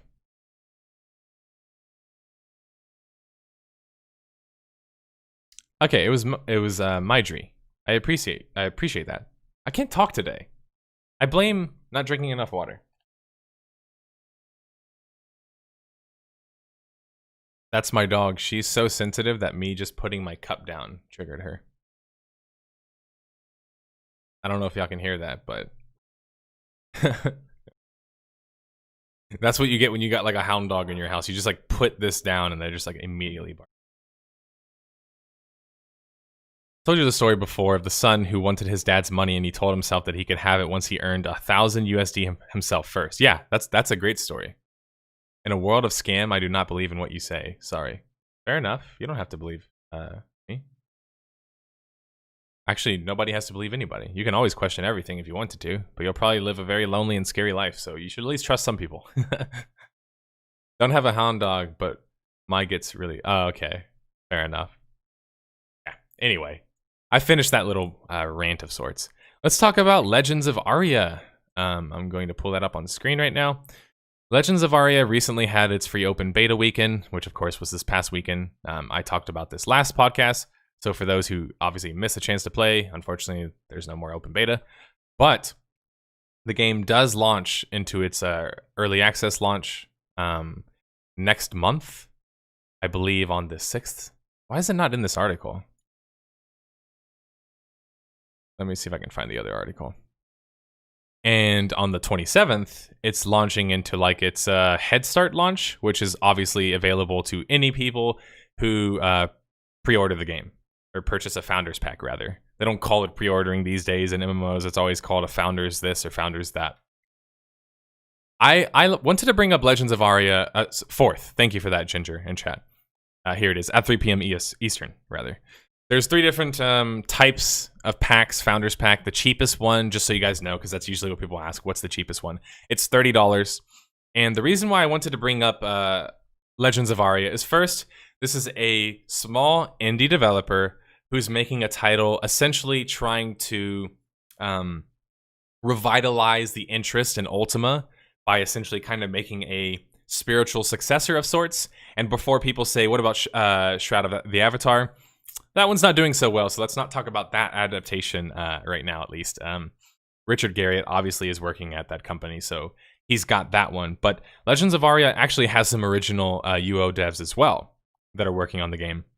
And they're essentially trying to do like easiest way to put it would be like a next-gen version of Ultima Online. It's styled the exact same in a lot of cases, right? It's a point-and-click type of game. It's a point-and-click kind of game. It's all based around sandbox, aka doing activities out in the world, crafting, that sort of stuff. Of course, PvP is a big part of the game, but there is safe zones in the game, just like in RuneScape and just like in later renditions of Ultima. So it's not, you don't have to always worry about being killed by players. You can stay in relatively safe zones and only travel in blue groups. There's an alignment system that makes it to where it's more difficult for people to obviously be PK'd. There's also, of course, housing, as you see here on screen. People are able to create their own houses, sell plots, maybe even if you want to create like some sort of real estate empire, that's totally available to you. It's not a game... Well, let me say this. I will never tell you guys a game is great before I have a chance to extensively play it. But after playing open beta and playing it with a couple guys from our community, I think we all kind of formed the same opinion, which is it's good enough to try, right? We're interested to see what Legends of Aria can do. I find, obviously, old school MMOs very interesting. As you guys know, I personally love full loot PvP MMOs, and I love ones that have very integral crafting systems and more so integral communities. So I decided, you know what? We're going to play this game at least up until the end of the year, right? Let's see how long we can play this game. If it's good enough past that point, great. We'll keep playing it, right? I don't think any of us are going to complain if we keep liking the game and we keep enjoying it. But we certainly are going to make some sort of concerted effort to try the game out. So for those that are interested in playing an MMO or never got the chance to play UO, you've got $30 to spare and maybe a couple of days, you can come join us in our guild. Currently, we're calling ourselves We Only PvE, obviously a joke and a pun of sorts, and we will be playing on the Verdant Earth server. So just a little offer to you guys as a community. If you want to come join us, if you want more chances to play with maybe, you know, very dedicated MMO players, maybe more casual fans, or maybe you are a more casual fan, you want to learn the ropes, maybe you're not so experienced with MMOs, this is a perfect chance because you'll get to play with me, and you'll get to play with some of our more active Discord members as well. So just throwing that out there. Legends of Aria didn't give me any money. I spoke to them on a personal level. I met with one of their lead project developers. I was more so just interested in kind of what their idea for the future is with the game and stuff of that sort. One thing I will say about the game, just so people know, is the combat's a little bit janky. And now, of course, early access, that whole thing exists, right? People are going to say it's a little bit early. It's not fully released yet. It's a little bit janky. But it's a good enough gameplay for you to at least have some level of enjoyment. At least that's my opinion, right? No fact there, just my personal opinion. But we'll see. I'll be streaming this come Head Start, which is tomorrow at 3 p.m. Eastern. And then I will also stream it at launch. Actually, you know what? The 7-day Head Start, I might not stream, but I might make another character for launch. I'm not sure yet. But point being, I do want to show more footage of me playing MMOs. I know people ask me about that all the time. So here's my chance to try and play a game and see if it's any good for you guys. But what I've experienced already has at least been enjoyable enough to want to participate in more. So yeah, there's my opinion, I guess, and just thoughts about Legends of Aria. I shouldn't say thoughts. I would say more so intrigue. I have a lot of intrigue about the title so far. I'm not sure if I'll make any dedicated video for the game yet, or if I'll just stream it. We'll see. It all depends, obviously. Maybe if we stop playing it, we for sure will make a video why. And maybe if we keep playing it, we can make a video for that as well to explain to everybody. Now, there's a couple of things that I wanted to bring up in regards to Legends of Aria and me announcing that I was interested in playing the game. One of the major issues that I see is people will often regurgitate the same kind of meme, which is essentially early access is evil. Anything early access is evil. Let me first say, I totally understand why people don't like early access and why it's, in some cases, objectively been very negative. I like to think about Ark as an example of this. They've created expansions while in early access, which is just so egregious that nobody should ever support such a practice. Where EA is problematic, and not EA as in the microtransaction company, but EA as in the early access community, or I guess variant. The problem with EA is that the companies that are doing EA are companies like Bethesda, right? Let's be honest, that wasn't a beta that just happened. That was an EA, right? That was an early access. When big companies do early access, it makes you as the consumer kind of scratch your head because you're like, I don't understand. Why is a company that has the funding and has the potential to sit on a game and work on it, right? Why are you doing an early access? It's just beta. Beta has become early access. Open beta used to be the way you marketed your MMO, as explained by Richard Garriott to me personally. Early access is basically the new way to advertise your game and get paid before it's actually fully released. So my thoughts on early access just generally, nothing wrong with it. Just on a general way. Paid betas have been in existence for decades upon decades. So please don't act like early access is a new thing. It's been around. It just was called something different back then, right? It was paid beta back then. Many, many, many different MMOs, even MMOs I've covered, have had paid betas. You can have your arguments of whether or not a paid beta is a good idea or not. I will certainly be willing to have that discussion with you. I don't really think I have any big opinion on that if it's bad or good or whatever else. But EA is great for a small company. Think about this. What if you're a small company, you've got budgets that are less than 6 figures, you don't have a lot of time to work on a game because time costs money, right? It costs money to keep working on a game. Why could Blizzard sit on World of Warcraft for 5 years, right? Because they can afford it, right? They can afford that. They can afford to just sit on it and work for it, or work on it that long.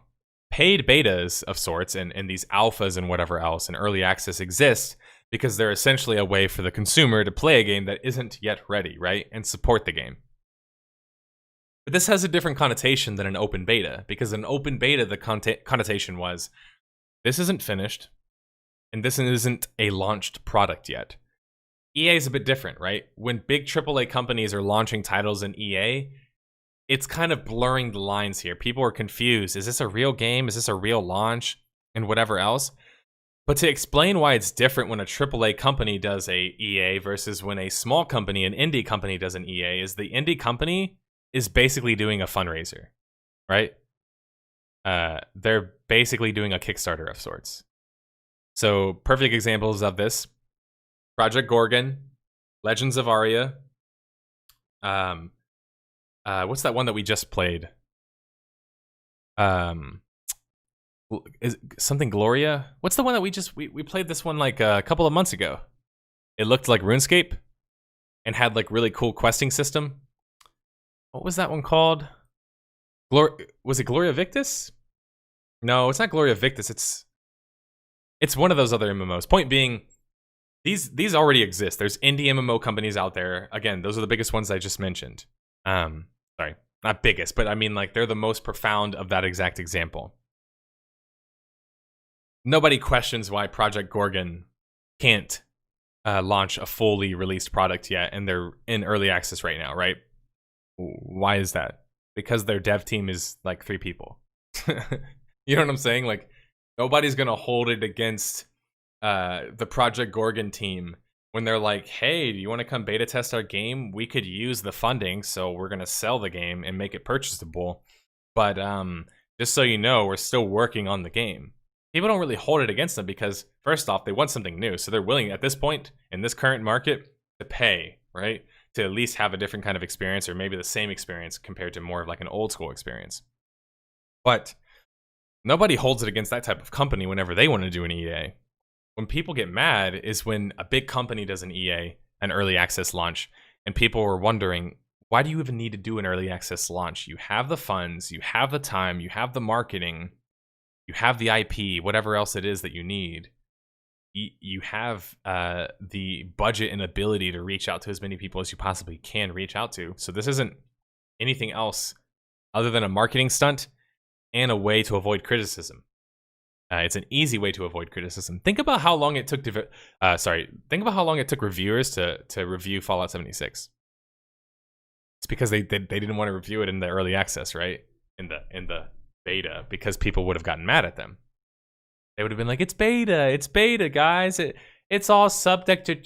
Guys, when the game's launching next week, I'm going to let you in on a little secret. When a game is launching a week after its beta, it's not a true open beta, right? It's an early access launch. Legends of Aria just admitted that. They just said, hey, it's early access start, right? We're going to have an early access, and this is why.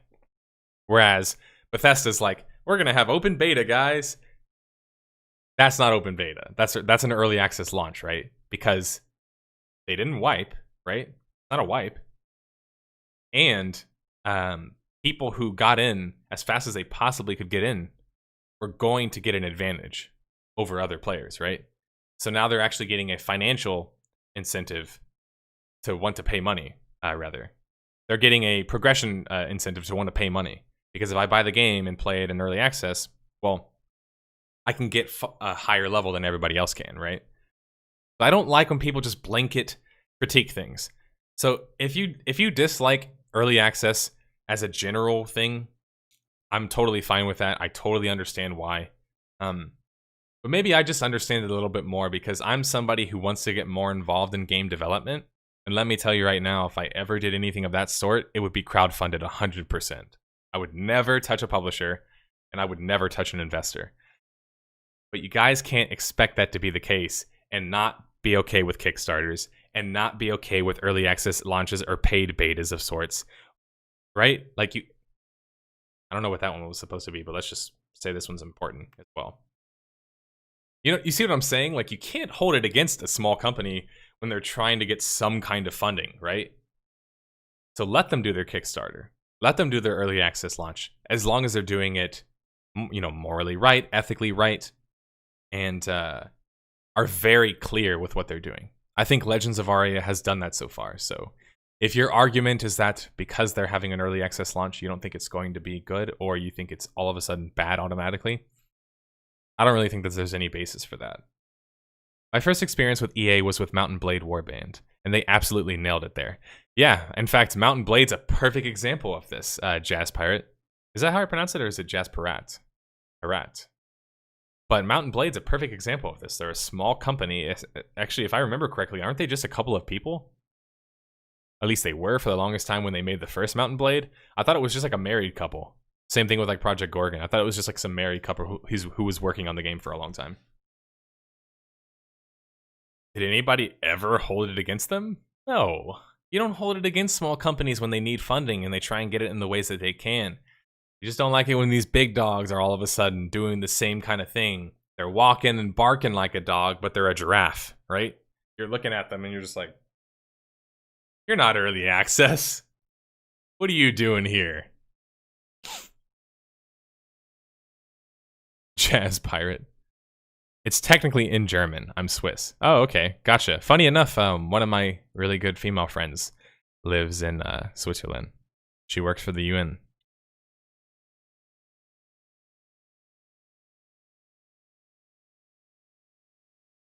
Fortnite is an early whackness. Rip the days of signing up to get access to closed betas based on PC specs and prior experience. Hey, I do remember those days, man. I do remember those days. That's hilarious. I love the Mountain Blade tabletop feel. I think we all do, man. It feels like a great game to play. It almost reminds me in some ways of like a more evolved form of Star Wars Battlefront. Would you guys kind of agree with that? Mountain Blade was like a more evolved form of Battlefront, because it's, imagine if Battlefront could have done what Mountain Blade did later on, where they had the same kind of concept where you can kind of move around and attack certain areas, and you can do like the space sequence, or you can do the ground sequence and have that little like instance play out or whatever else. But imagine you could do that, but it's Star Wars RPG as well. It's like, man, I would love to see that kind of thing. Let's move to our next. Again, if you guys want to join us on Legends of Aria, send me a message.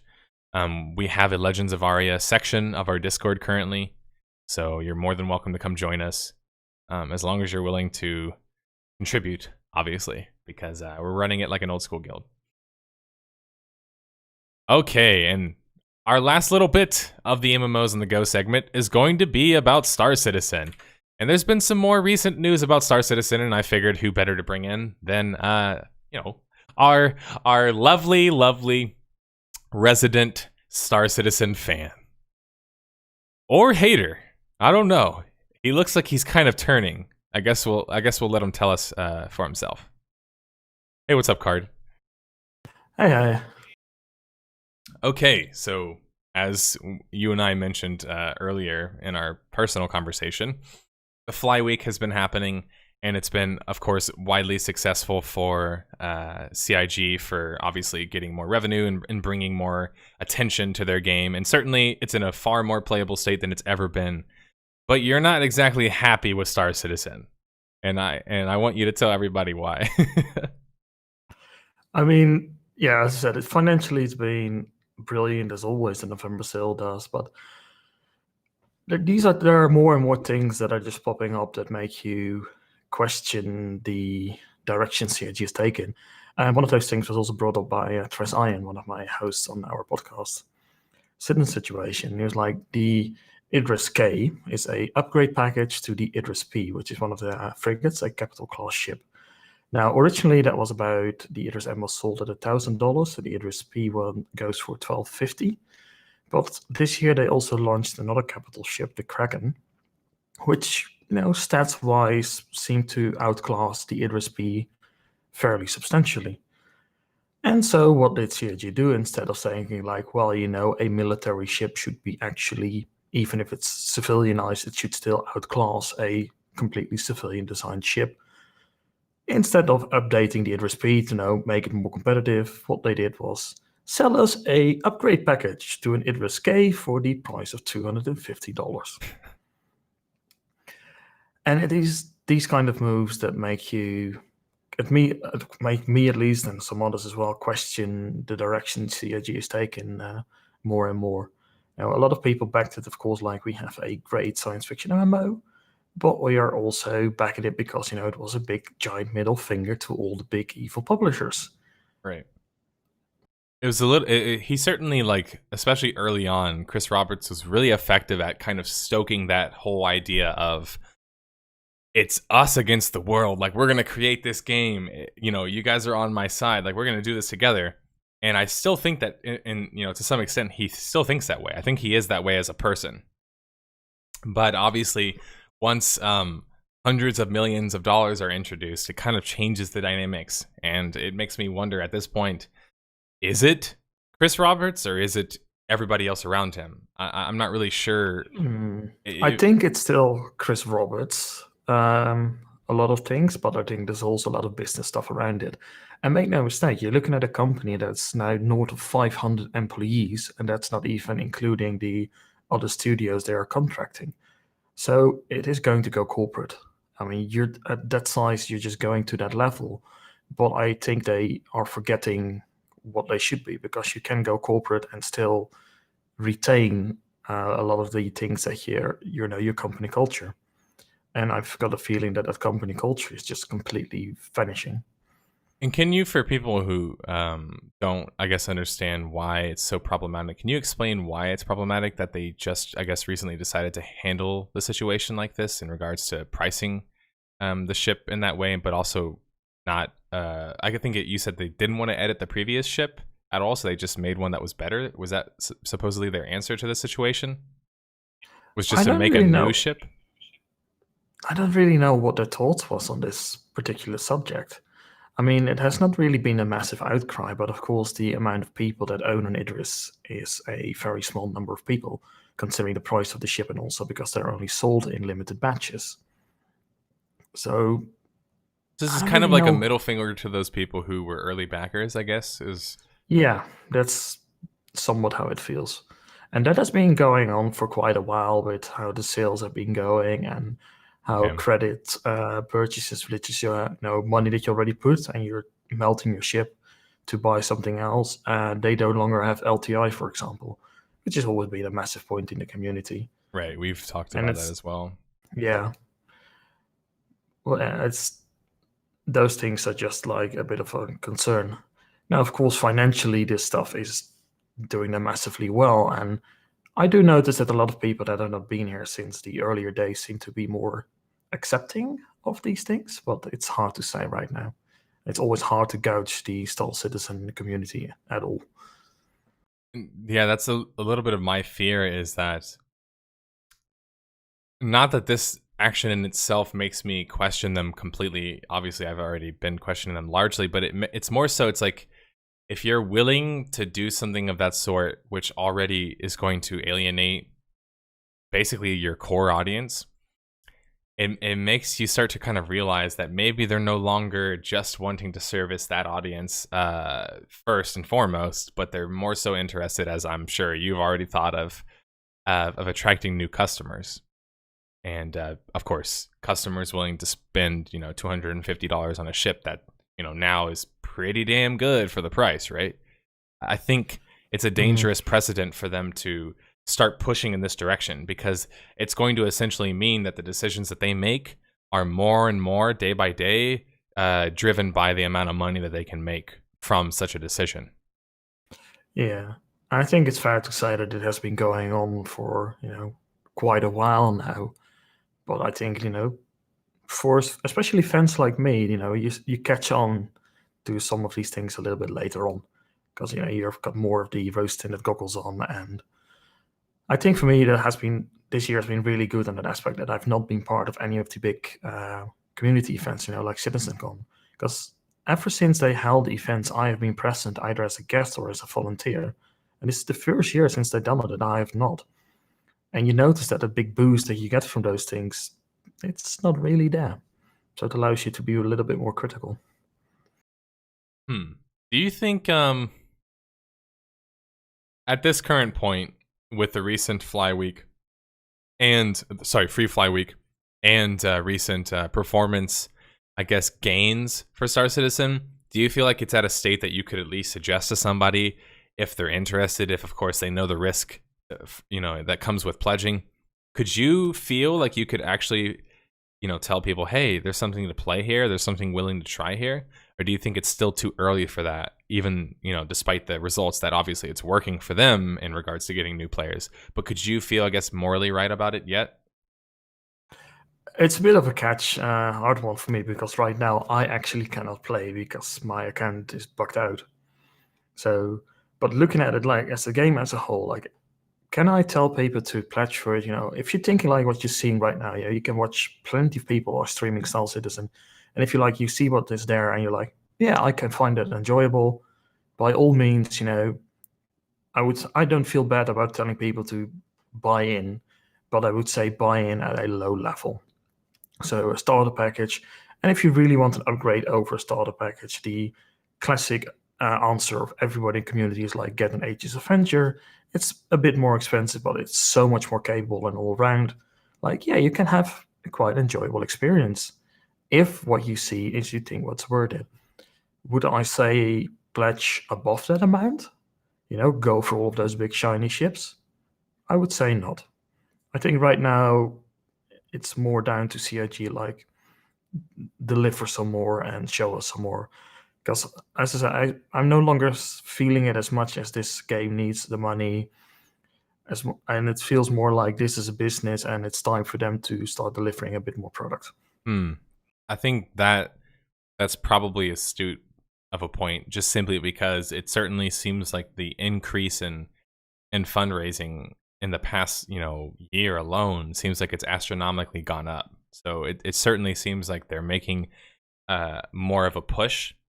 And I think it has not really gone up astronomically. It has been quite stable, actually, the amount of funds that have been raising over the several last I guess years. I just meant in particular those really large ships that they just recently added. I think was it not summer? I don't know if it was spring, or that might have been fall of last year, but they added I think it was like a $30,000 package or something like that. Yes, that's one of those classic cases of CIG not properly communicating. That's actually one of those packages that they were asking the concierge level backers, which is everybody that spent at least $1,000, like, what kind of packages do you people want us to add to the store for you specifically? So that was something that was voted on by the community. Community said, like, we want this. Wow. Yeah. Do you think that in this case, and I know obviously being a part of the community could sway your view in some way, but do you think the community is problematic just as much as maybe the company is in some cases? Oh, no question about it. It is. Like, there's a reason why we started a podcast, to give some proper debate, because the community I see it is split up in, I could say, 4 sections. You got those who are the ones that really want to see it fail at any and all costs. Those are trying to sabotage and do whatever they can. Right. On the other side of the spectrum, you have I think we have one of those in white-knights. our forum, by the way, or in our Discord. I would say on the other end, you have the white knights who believe everything is perfect and Chris Roberts is their deity. So, and those two are fighting all the time. And in the middle, you got the people that either dare to speak up and risk being attacked by either one of these groups, or in quite a few cases, both of these groups. And you got a very large portion of the community that's just remaining silent because they don't really feel like talking up because of the risk of getting all of this negative commentary towards them. Right. Yeah. Sorry. One more thing on that. Like, I do know that I recently actually decided to switch to all paid moderators for their own forums and chats. So I am curious if that will maybe help a little bit with that, but I am skeptical. I often find when it comes to moderation, I've always liked fan sites more than official forums, because I've always felt like a fan site or a fan forum, although certainly they still have the same level of like desire or willingness to engage in maybe censorship, because they do obviously rely on the success of the given game that they've chosen for their site or for their business or whatever else. But I find that largely they're at least a lot more willing to have discussions about certain things, whereas like just official forums in general have always, weirdly, especially in MMOs, been really, really cult-like. I've personally experienced that in many different games, so it doesn't necessarily surprise me there. But I just wonder if, in regards to how those people are getting their information, can certainly hurt that. And I think that that's why people, for example, like you and the people that you have also invited to be on the show, are people that are at least willing to say that, look, we could be wrong, or this could be wrong, but let's at least be willing to talk about it, and talk about it in a more fair and I would say a far more conducive environment to actually being able to have some sort of conversation, versus I've paid $5,000, $10,000, $100,000, whatever $1,000. Don't you dare say that my game's gonna fail, or don't you dare say that my my $5,000 or $10,000, whatever, how much money you spend on your ship, is going to be completely worthless. But I think you need that, right? Like, it's a scary thing. I know if for the people who put a lot of money into Star Citizen, the big backers, I certainly know it's a lot of money, and you don't want your investment, essentially to fail. Yeah. But I mean, I'm one of them. Right. But I think that's why it's even more interesting that you're willing to say, like, this is not okay, because that's what an investor should feel. You should feel like you have a lot more power. I feel like in regards to Star Citizen, the reason why it's so scary to me, just as a precedent, is that it doesn't look like the quote-unquote investors have too much power.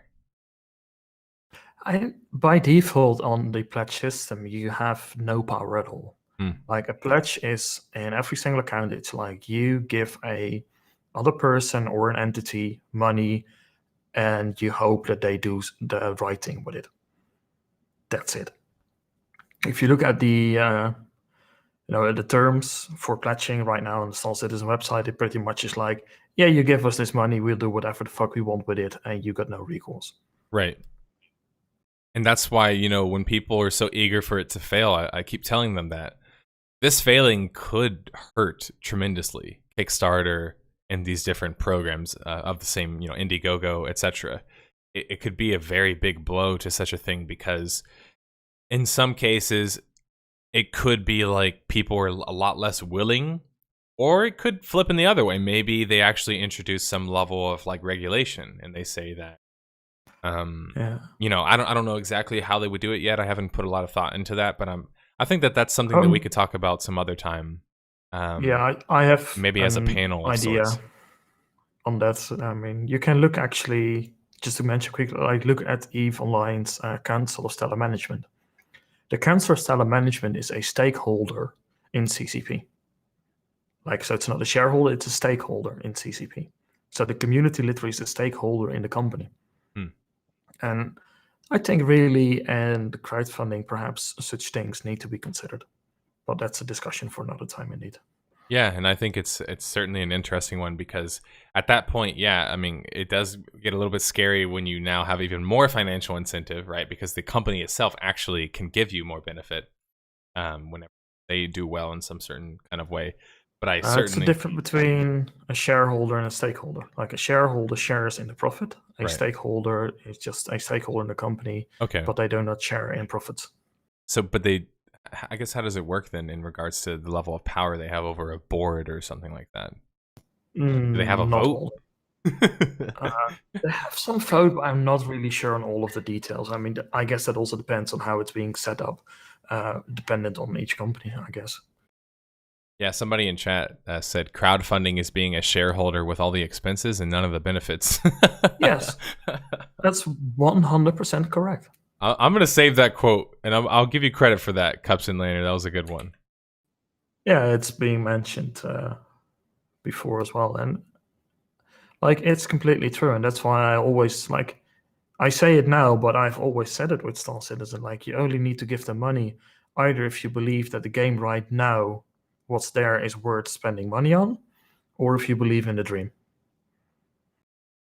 Yeah, and I agree with that. And like, it unfortunately has gotten to the point to where now it's like, if you want to put money into something, if you want to fund something, or even just pre-order something, period, it's like, everyone thinks that you're just a bad person for even considering doing such a thing. And that's kind of like the unfortunate state of affairs where anytime I ever mention crowdfunded, people are like, scam, you're don't ever pre-order, don't ever crowdfund something. They're creating all of these arguments which are essentially saying don't do anything until the game is playable, which I'm sorry for people who think that. It's not realistic at all. Like, to think that people will somehow, not even just from a consumer perspective, but as I was just mentioning, how the hell do you expect an indie company that you need, by the way, to make your games better? Like in the case of MMOs, we need them to innovate. How can they if they can never make any money to do so? So I wouldn't be so quick to dismiss early access or crowdfunded platforms, but I'm certainly willing to not only do a video, but have a large discussion about the ethics behind Kickstarter and how it can be and has already proven to be very problematic, especially for, in particular, the realm of MMOs. But I'm sure that's a discussion we can have at another time. I really want to get into my next rant. You do rant that, and I would love to join you on that water discussion sometime then. Okay, yeah, for sure, man. Thanks for stopping by. Always. All right, guys, let's talk about my soapbox topic of the week. Of course, the soapbox segment, for the regular watchers of the show, is the segment where I just cry, whine, and complain about everything. No, I'm just kidding. It's the segment where we don't really have a specific point or particular news point or evidence point. We're just kind of just ranting out loud and ranting as a community. It's like talking out loud. This is my soapbox, but it's also my time to get a little bit more preachy. Sorry, I put the wrong title there. I still haven't changed it. Where is it? Soapbox. Here we go. And this week's soapbox is going to be about APB, but actually YouTube content creation. Yes, where's Limpas? I know he's not here today because he'd already be crying a sigh of, not horror, but it wouldn't be a sigh. It'd be the opposite of a sigh of relief. What is that? Sigh of disbelief? We're going to talk about content creators again this week. But this time, instead of having to make you guys go through something and watch like an hour video with me like I was trying to do last time, I've actually already taken the time to go through and kind of pick a couple of things out so we can have some talking points. Now, what? Channeling Limpas. So, a sigh of despair. So, what? An inhalation of distress. There you go. That's a good one. This week, we're going to watch a video that details the failure of none other than APB. Now, there's a reason why I'm going to cover this. The first reason is we also did a video on Death of a Game covering APB as well. And so somebody, Dynamics BRD on my Discord, reached out to me and let me know that there's been a recent video done by the YouTuber named RoboKas about, RoboKas, about APB. Now, I kind of knew of RoboKas already. He, like Young Yeah, was a YouTuber who basically did game-specific stuff up until he realized that covering very generalistic topics and doing them in a, frankly, very, simplistic and surface-level way is very financially successful. Now, let me show you guys on screen. This video is 5 days old and has 729,000 views. Now, this might not seem like a lot, right? For people who've seen videos with millions and millions of views. But for comparison, let's compare it to, well, my APB video, right? That's the easiest comparison. A one-to-one comparison of sorts. My APB video is over a year old, right? Over a year old, and has 490,000 views. This doesn't really mean anything for most people who follow YouTube. You know that sometimes people who make longer videos, they don't get as much views. But the reason why this one was so problematic for me is because I actually, chose to watch the video. And this is where I take my largest issue with RoboKas and the content that he makes, okay? So now, essentially, as you watch this video, okay, so here's a sponsored bit. He starts it around here, okay. Bouncing across the screen to an industry worth nearly $100 billion. With so much money to be made, the stakes for game development... Okay, he's building the premise, telling you that a lot of money's coming into this. GTA games cost a lot of money is the thing that he essentially mentions in the very beginning, okay? 50 minutes in, now he's going to start with the story of APB. A company known as Real-Time Worlds began thinking about a new project, and it was one that had potential to revolutionize online games and... Now, first thing I want to tell you guys is the title of this video is Why APB Failed. So the first question that I'm going to expect to be answered is why APB failed, right? Am I being unreasonable? No, I think that's pretty reasonable. It sounded cool. I mean, the company that was working on this new project was founded by David Jones, the mastermind behind the very first Grand Theft Auto game. So it had to be a good game. Pause. Let's watch that part right there. Mastermind behind the very first Grand Theft Auto game. So it had to be a good game. A good game. Auto game. So it had to be a good in the very first Grand Theft Auto game. So it had to be a good game. Okay. I'm repeating that over and over again to illustrate something to you guys.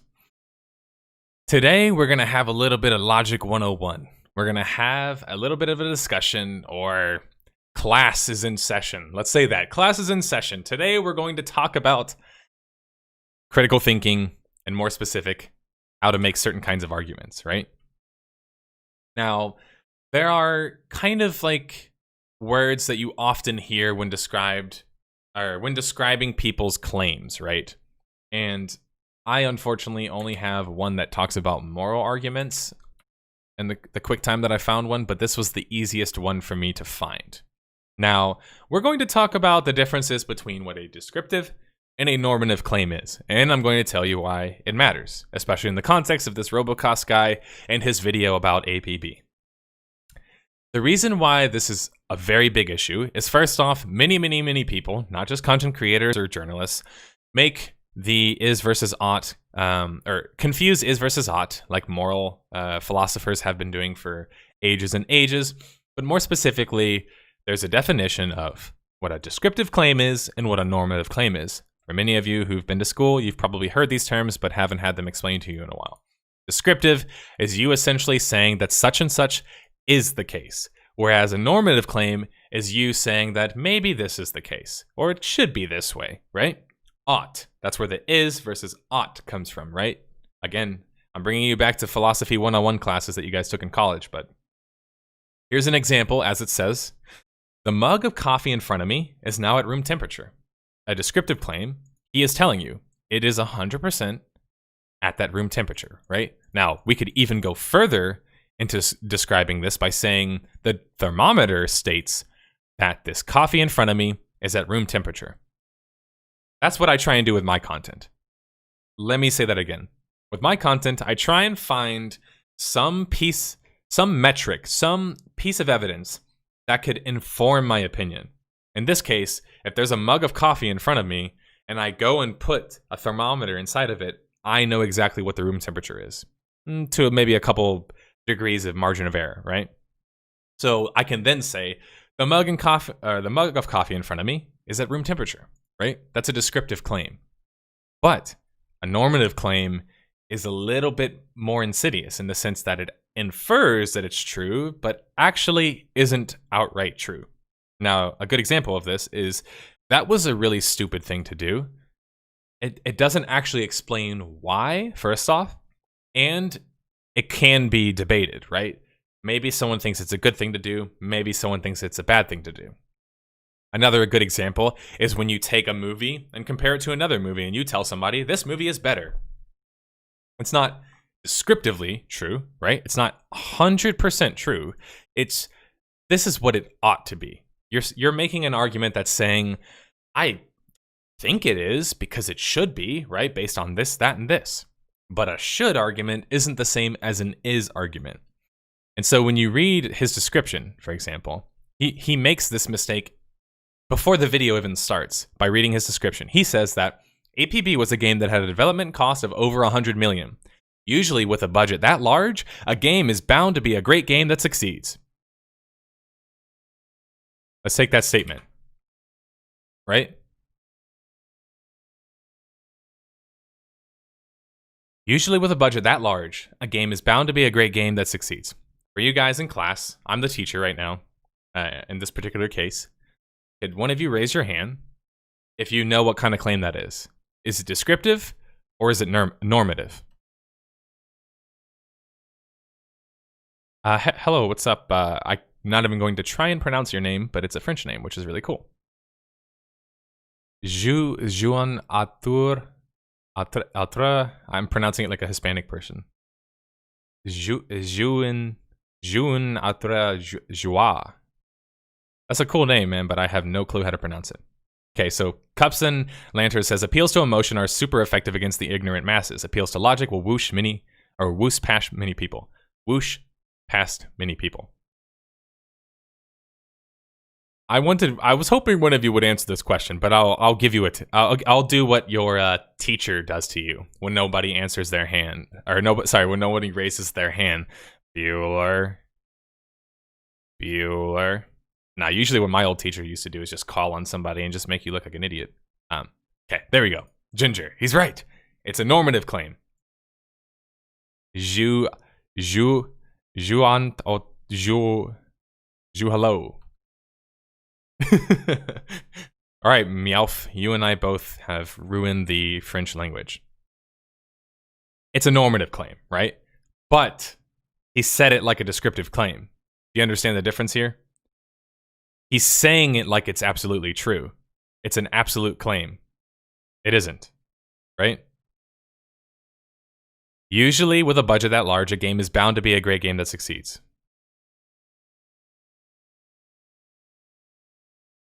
I just Googled biggest game budgets. Now we can look at some of the most expensive games based on how much, Here we go. Star Wars The Old Republic, $200 million. Has Star Wars The Old Republic, relative to its initial expectation and financial expectation, has it been largely successful? No, that's why we covered it on our series, right? So, I mean, according to this, the highest game on the list already was a pretty big failure for EA. Now, Grand Theft Auto, of course, massive success. Max Payne, I don't think they got their money's worth, but certainly was some level of success. Battlefield 4, I don't know the statistics about that one, so I won't really make that claim. But Defiance, here's another MMO. Second MMO on the list, right? Star Wars The Old Republic, second MMO on the list. Defiance, $80 million, right? This game is now defunct.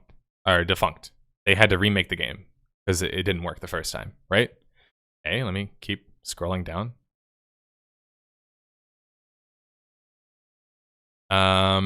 What else? Where's the next MMO?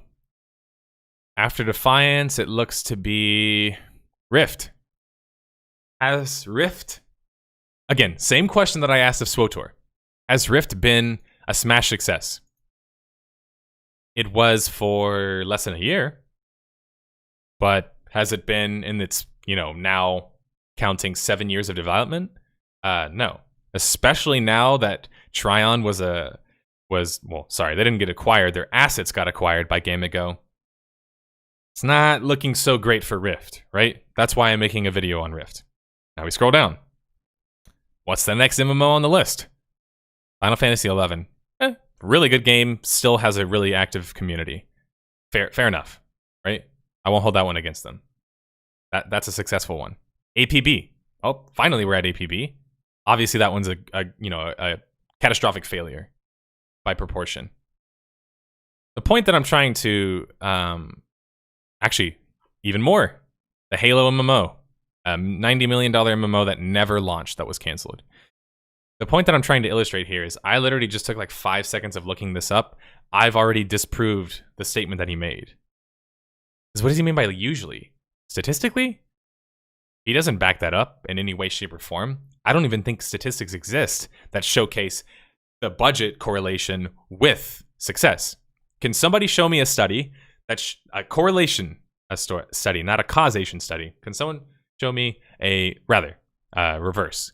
Can you show me a corollary argument and a causal argument that state that MMOs or games in general, as their budgets increase, have the same level of success? So a positive relationship, right?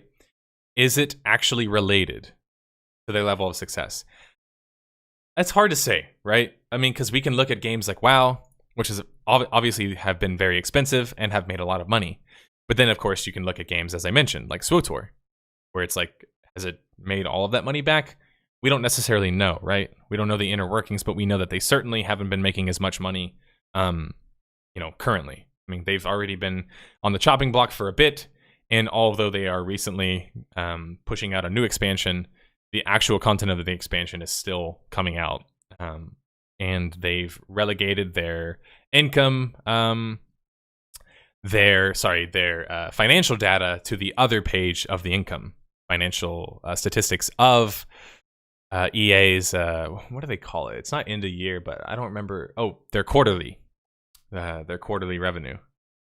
SWTOR used to have its own section, just like most MMOs would, right? When you're proud of your game, you give it its own section and you tell everybody how much money it makes. When you stop telling everybody how much money your game makes, can anybody guess why? It's not making money anymore. Not in the same way that it was making before. And that's why EA seriously considered shutting down SWTOR. And this, again, comes from a reputable source who was close, and also had some level of connection with some reporter from Kotaku, apparently, who talked to this person. They're hiding the loss from the shareholders. Good point, Cups and Lantern, right? So already I'm on shaky ground with this person's video because he's passing things off that seem like they're true. Again, normative claims seem like they're true, but you don't actually know if they're true. He then follows it up at 113 into the video with, it had David Jones, so it had to be a good game.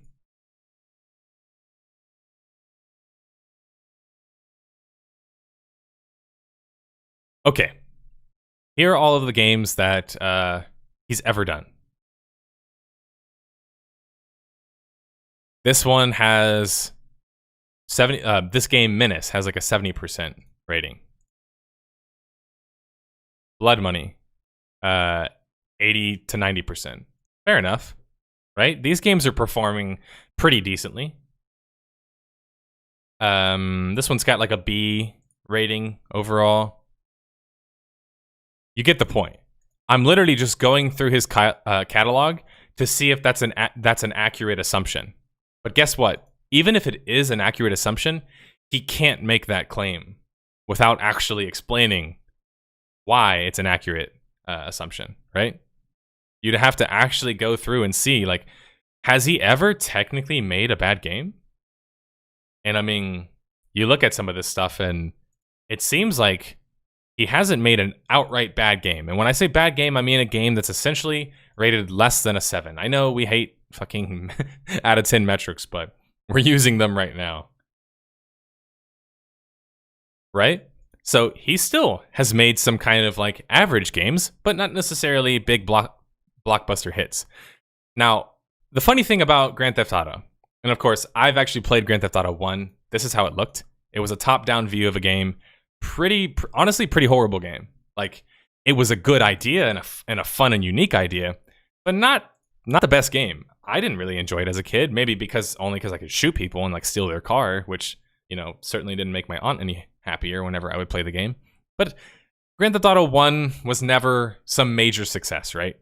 It took them at least 3 tries before they actually got a really good Grand Theft Auto. And by the way, Dave Jones wasn't involved with the other Grand Theft Autos, only the first one. The point that I'm trying to make here is that although we can say that he might not have made bad games, he hasn't always made great games. So then to infer that any time that he's the lead developer of a project, you cannot then imply that it had to be a good game. It's impossible to imply this, right? Once again, he's made a claim that seems like it's descriptive. It seems like he's saying that this is, right? It had to be. Well, nothing has to be anything, first off. And second off, you can put as much money into a game as you possibly want and have the best developer. It can still fail. Case in point, Warhammer Online, right? You had Mark Jacobs. You had the Realm versus Realm guy. And like 70, 60, $50 million, whatever they spent in that game. Warhammer Online is obviously a massive catastrophic failure of a game and doesn't exist anymore, right? But it had to be a good game. It had Mark Jacobs. Mark Jacobs made great games. It had to be a good game. Businesses don't work like that. Businesses aren't completely reliant on one person. Even if David Jones is the creative genius that, we believe him to be, doesn't mean that he can run a business, first off. Doesn't mean that he can launch a product and launch it successfully. And certainly doesn't mean that he is somehow destined to be successful in any of that, or because of any of that, right? It's so problematic to me because you see this rhetoric mentioned a lot in his different kinds of videos. And essentially what he does is he passes off what he thinks or feels, and he passes it off as essentially being true. But it's not actually true. In this case, the claim that he made here is not actually true. It cannot be proven to be true. If it's only proven sometimes, the outlier doesn't make the mean, right? The outlier doesn't define what the average is. So it had to be a good game. This new project would be known as All Points Bulletin, referred to. Okay, I'm not going to company that made it. make you guys watch the whole video. Had a lasting impact on what modern games have become. So in 2000. So he talked about how he had a lasting impact on what games have become. I think that's a very fair statement to make. Supposed to be huge and character customization. The map was a constant battle known as the criminals. A world with a constant battle going on between one side known as the enforcers and the opposing side known as the criminals. The map was supposed to be huge, and character customization was unlike anything ever seen at the time. By the way, the map wasn't huge, and they never necessarily advertised it as being huge. In fact, it was just one lobby. They didn't even get the chance to fully complete the game. All Points Bulletin didn't even have all of the landmass in the game that it was supposed to have. In fact, they didn't even have Turf Wars working for the longest time either. But I mean, these are things that obviously he's not going to mention because it takes a certain level of research to actually, double check statements that you're making. 2008. This is crazy in game development, and it very rarely happens, so it comes as no surprise to know. So essentially the claim he says here, he says that Dave Jones, whenever he goes to E3, he announces within the same year that they're launching the game, and that this is crazy in game development because it very rarely happens. Can I trust this? Can I trust this statement? This is what I start to feel like when I watch people like this make YouTube videos, especially one that's supposed to answer the question as to why APB failed. Do I really know if it very rarely happens? Because in the music industry, it's actually very, very common. From a product standpoint, it's actually very, very common to launch and announce your product within the same year. Anybody in chat, feel free to disagree if you come from some type of marketing, maybe product development, or even like management perspective. You'll likely agree that it's not very uncommon that you launch a product and also announce it the same year. In fact, MMOs, it's not very common, which again, if he wanted to add a little bit of nuance to his critique here or his analysis, he would actually say that. He would specify, right? But he's keeping things as general as possible because by keeping things as general as possible, especially with his analysis, he doesn't have to do any research, right? That's one. The key thing, he doesn't have to do any research. Second, he doesn't have to actually be wrong because it's possible to take data and be wrong about it. Hence, my channel. I'm not right about everything. I'm just taking the data and trying to inform my opinion as much as I possibly can. Doesn't mean that I'm right all the time, and certainly doesn't mean that I'm always right just because I'm using an actual point of data to explain my perspective, rather. This is crazy in game development, and it very rarely happens, so it... Okay, so he's talking about how the game's unique because it's got its customization, etc. One thing he constantly harps on in this video is he talks about them raising money. APB, or the company in question, Real-Time Worlds, raising money. An announcement stating that Real-Time Worlds had raised over $50 million to go towards their projects, mainly meaning APB. For comparison, he then brings up a comparison how Crackdown cost $20 million. To develop. so the initial funding for APB was already more than double the amount used to develop their previous game. And Crackdown Okay.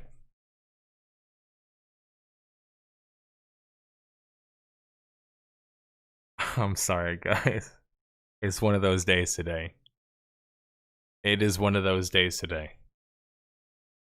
He, non-ironically, just inferred that because Crackdown had less than half the budget that was raised, which, by the way, that's not what raised means. He doesn't even understand what raising money means or funding means. But he's inferring that because Crackdown had half the budget, which is actually not half the budget of the game, but let's say it is, half the budget of the game, or near half the budget of the game, and Crackdown performed better. 83, which is really good. So everything was looking great for this. I'm just trying, like, I'm trying to connect the dots here, and can somebody help me here? Why is the budget being twice as big as Crackdown when Crackdown did pretty well on Metascore? How is any of this connected in any way, shape, or form? It's not.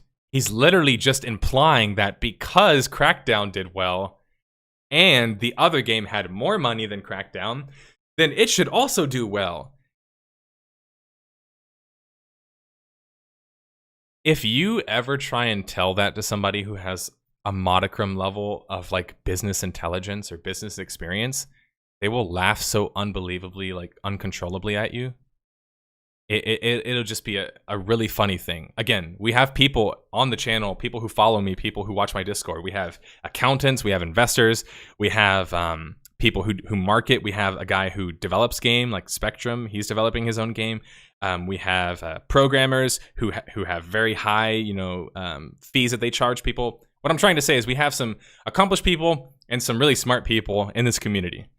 And even if you're the dumbest person ever, I think you can understand the point that because something does well and something else has more money than that thing and it's developed by the same people doesn't then mean that that one does well, and especially does well because it has more money. Instead, what he could explain is that it has more money because it's an MMO, right? So of course it's more expensive than Crackdown. New endeavor. As time went on, nothing else was really said, and it seemed like a delay was unavoidable. At E3 2009, another trailer was shown for the game, and the release date was moved. One other thing that I want to bring up here, that I actually didn't even mention, I wrote this down in my notes, is the reason why this part right here is quite possibly the most crucial part of his video, and he doesn't even realize that, is what kind of has me afraid. And the reason why this has me afraid, before anybody thinks here that I'm trying to say that I'm better, or that I'm trying to like compete against this person or whatever else, right? My problem is that he's actually misinforming people, and he's misinforming them by describing things and saying certain arguments in ways that sound like facts, but he's not actually, one, providing the facts to back up that claim. Two, has no interest in actually diving into certain actions. For example, why is raising $50 million actually very problematic? Anybody in chat, feel free to answer. But the simple answer is that because whenever you do a funding round or a seed of funding, or attempt to get a seeded funding, that essentially means that I'm walking up to a group of investors, people who have a lot of money, and I'm saying, hey, here's my idea, but I need more money in order to get this to work. So I will trade to you my equity in my company, and you will give me money. Or in some cases, like you see on Shark Tank, sometimes like Kevin O'Leary will say, I'll give you a royalty deal. Or you just got to pay me $100,000 plus the 8% interest. You just got to pay me 16% interest or whatever else, right? This kind of stuff happens. And so whenever you raise a lot of money, it inevitably means that now you have what's called a board introduced into your company. That generally is what happens whenever you start a funding round. You create a board of trustees, right? These are essentially the shareholders, the people who have the majority of the money and own the majority of the company. Of course, APB, or sorry, Real Time Worlds is going to have its own board member, which is probably David Jones or whatever else. But what this means now is that, let's say to raise this $50 million, APB or Real Time Worlds had to give up 20, 30, 40, 50, 60% of their company, which, by the way, very common in business, happens all the time. Majority of companies that exist out there, especially the big publishers, they are not owned by a company. they're owned by a conglomerate of people. There's many people who have a lot of stakes. Look at Vivendi. Vivendi used to own a large stake in Ubisoft and Blizzard and what else did they own? Vivendi, they owned one other company, or not owned, sorry, but they had a large majority of another company as well. Point being is that I, as a creator or as a businessman, if I'm trying to get more money for my product or for my game, I'm going to need to convince people to fund me. In order to convince them, the thing that I have to promise to them is that they'll get their ROI, right? Their return on their investment. The only way that I can guarantee that, which by the way doesn't really exist, but the only way that I can guarantee that to some extent is by giving them stake in the company and even maybe a majority stake. That way that they can make large decisions. They have more board members. Maybe they can actually make the majority of the decisions in certain regards. That's what all of this means.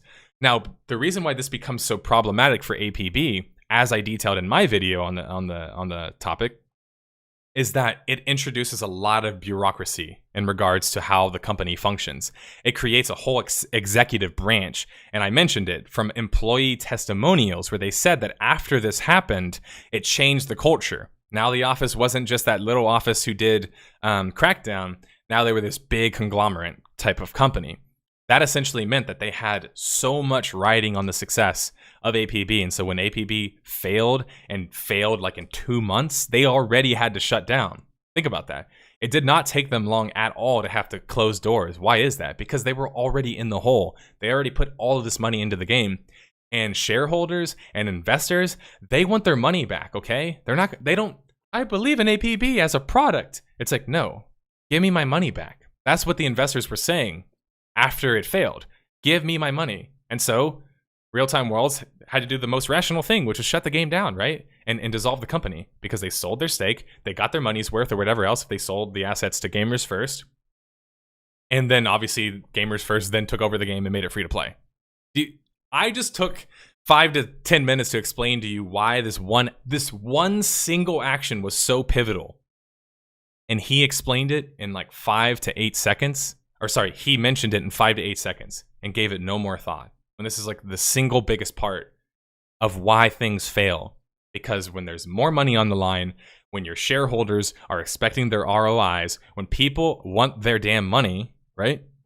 To put it simply, when people want their damn money and they don't get it, they get a little bit scared that, oh no, maybe I made a bad investment. So they want to sell out as fast as they possibly can. What likely happened is whoever invested owned a majority stake of Real-Time Worlds, and that was probably the largest reason why they had to shut down so quickly, right?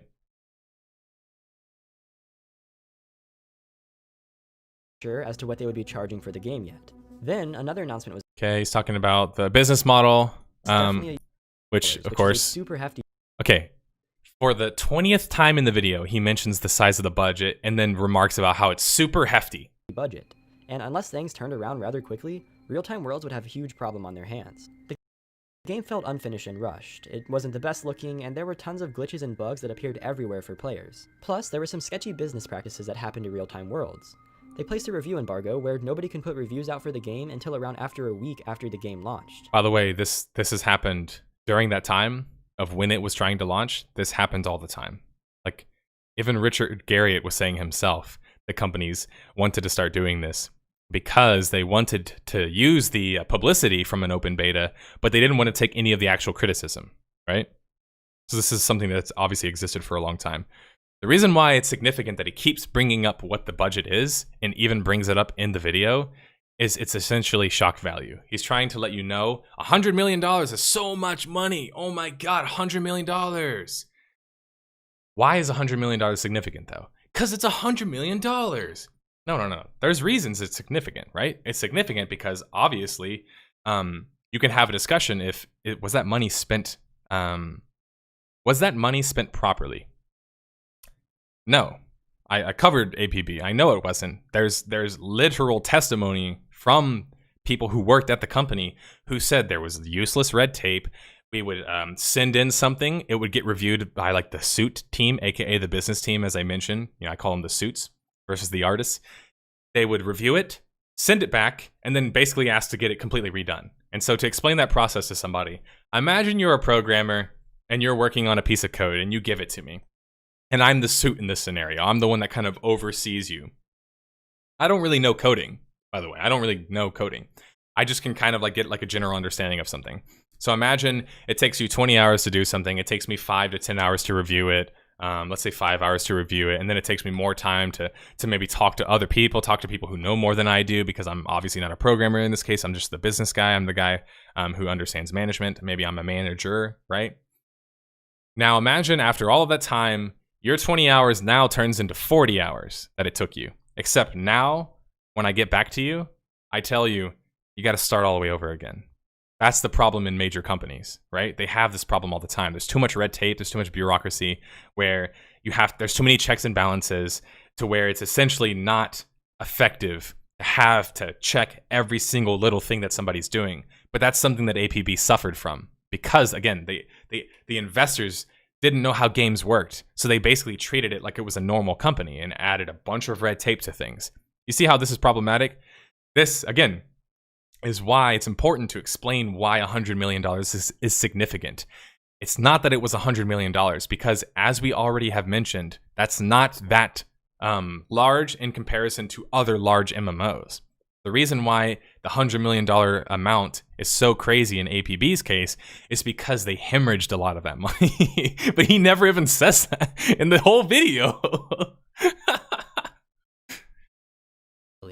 And I mean, there was really no. It said the company starts to financially struggle. Why are they struggling? Because of the investment? And people want their money back? Right? And then for some reason he brings up like the money is the same. To the same amount as the budget given to Flint, Michigan by the EPA for their water problem. So an unsuccessful end product will obviously result in some financial losses. This continued, and on August 17th, 2010, Real-Time Worlds was placed into administration, which is extremely similar to bankruptcy in the United States. They began to search for a buyer for the company in order to keep everything running.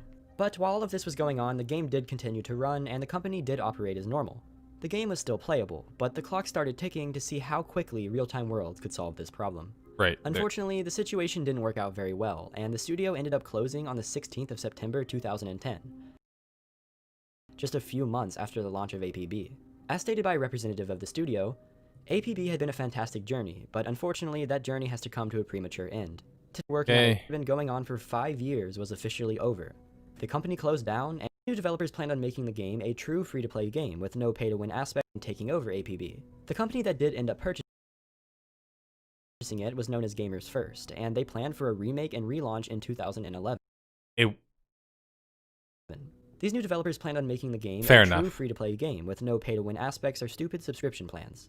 And the fans of that's not true. Again, this is a perfect example of where he takes something that's normative, aka opinion, and he's passing it off like it's actually true. In 11. These new developers planned on making the game a true free-to-play game with no pay-to-win aspects or stupid subscription plans. That's where is this proven? Please provide me with statistics or some level of quote. Provide me where they said that exactly, because I guarantee they would never make such a dumb fucking claim. They would never make such a dumb claim to be like, we're not going to make it, you know, none of that subscription only kind of stuff. They wouldn't do that, right? That doesn't make sense from any realistic marketing perspective. But he's adding that as commentary and then passing it off as if that's actually true. It's not, right? A company doesn't want to have to deal with all of the backlash. They'll try and not talk about it as much as they possibly can. Reloaded launched in December of 2011 on Steam. It looked much better than the previous game, and the free-to-play model would take away a lot of the complaints that existed before. When paying for a No, it didn't. A free-to-play model wouldn't take away the majority of the criticism of the game, because the majority of the criticism of the game was actually centered around one simple thing that he is yet to mention within 12 minutes of this video that he created. Unreal Engine 3. He never mentions it a single time, even though it's actually in the article that he shows on screen. Check this out. This is how lazy the research is for this video, and how it can fucking mislead people, and how, just frankly, you know, me assuming my new identity as a video game journalist, because that's what I'm doing, and you guys will know soon enough. I'll make a big announcement. I will explain exactly what that means to everybody. Check this out. In this video, it says right here, Unreal 3. It literally says it. It says it in the video, dude.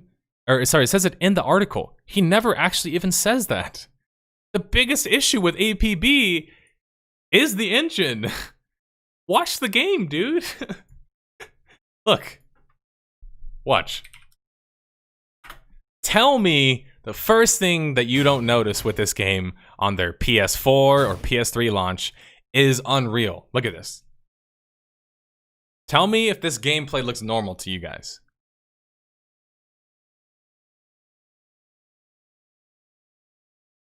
No hit detection there. It's not even getting the collision, right? Objects are teleporting. Right? We can see all of these problems on screen. I'm not really sure what these guys are doing here. Oh, and if you've played the game already, and if you haven't, it's free. So go play it and get your own opinion on it. But I've obviously played it, and I was an alpha. So I was playing it even back then. It was so unbelievably unplayable for me because at the time I didn't have a god tier PC that I literally just stopped playing and following the game. That's actually the main reason why I didn't play the game at launch, was just simply because it was unplayable to me. Like, look at this, look at the frame lag. Just because he opened one door, he just dropped like 30 FPS. That's just in a 5-second video that I just pulled up on YouTube, right? And I mean, of course, I can pull this up, a PC version, and you will see very similar issues still existing in the game. This is a PC version. Looks much better, but notice the texture pop in?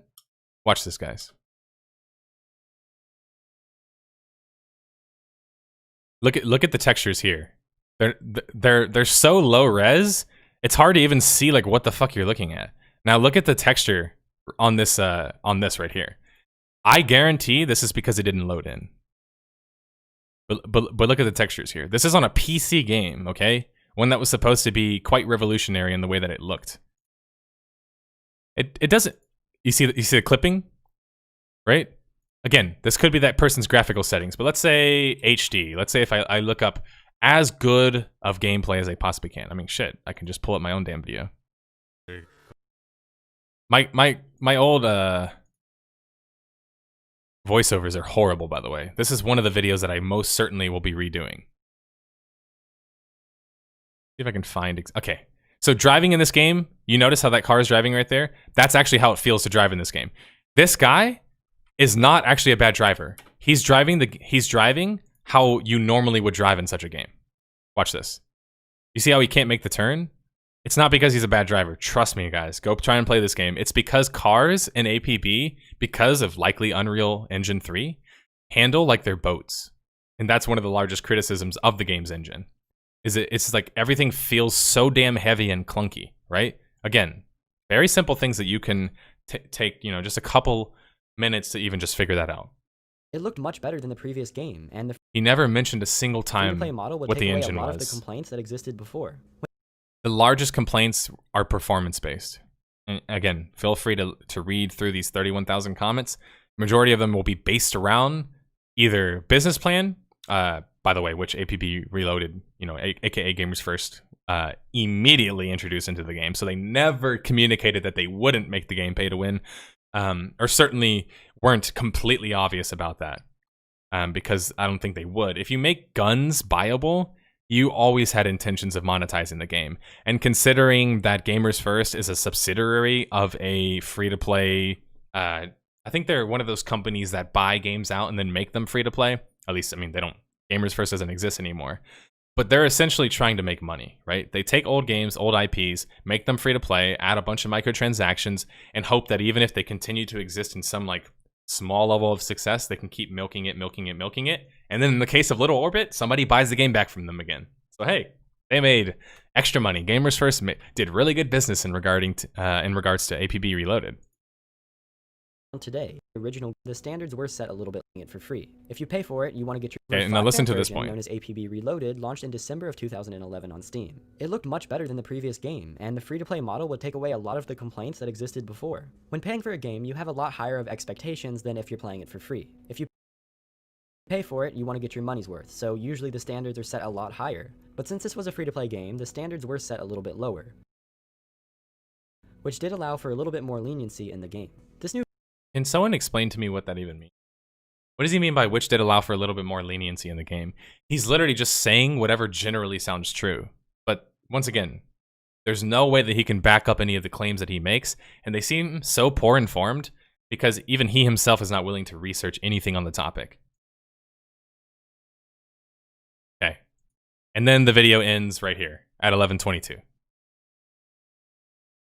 I'm hoping that the current developers will take it and put some serious work into it, making it into something great. But like I said, there's really no way to know. This new version would last much longer days. Okay, he talked about the new version, APB Reloaded. Guess what he never mentioned?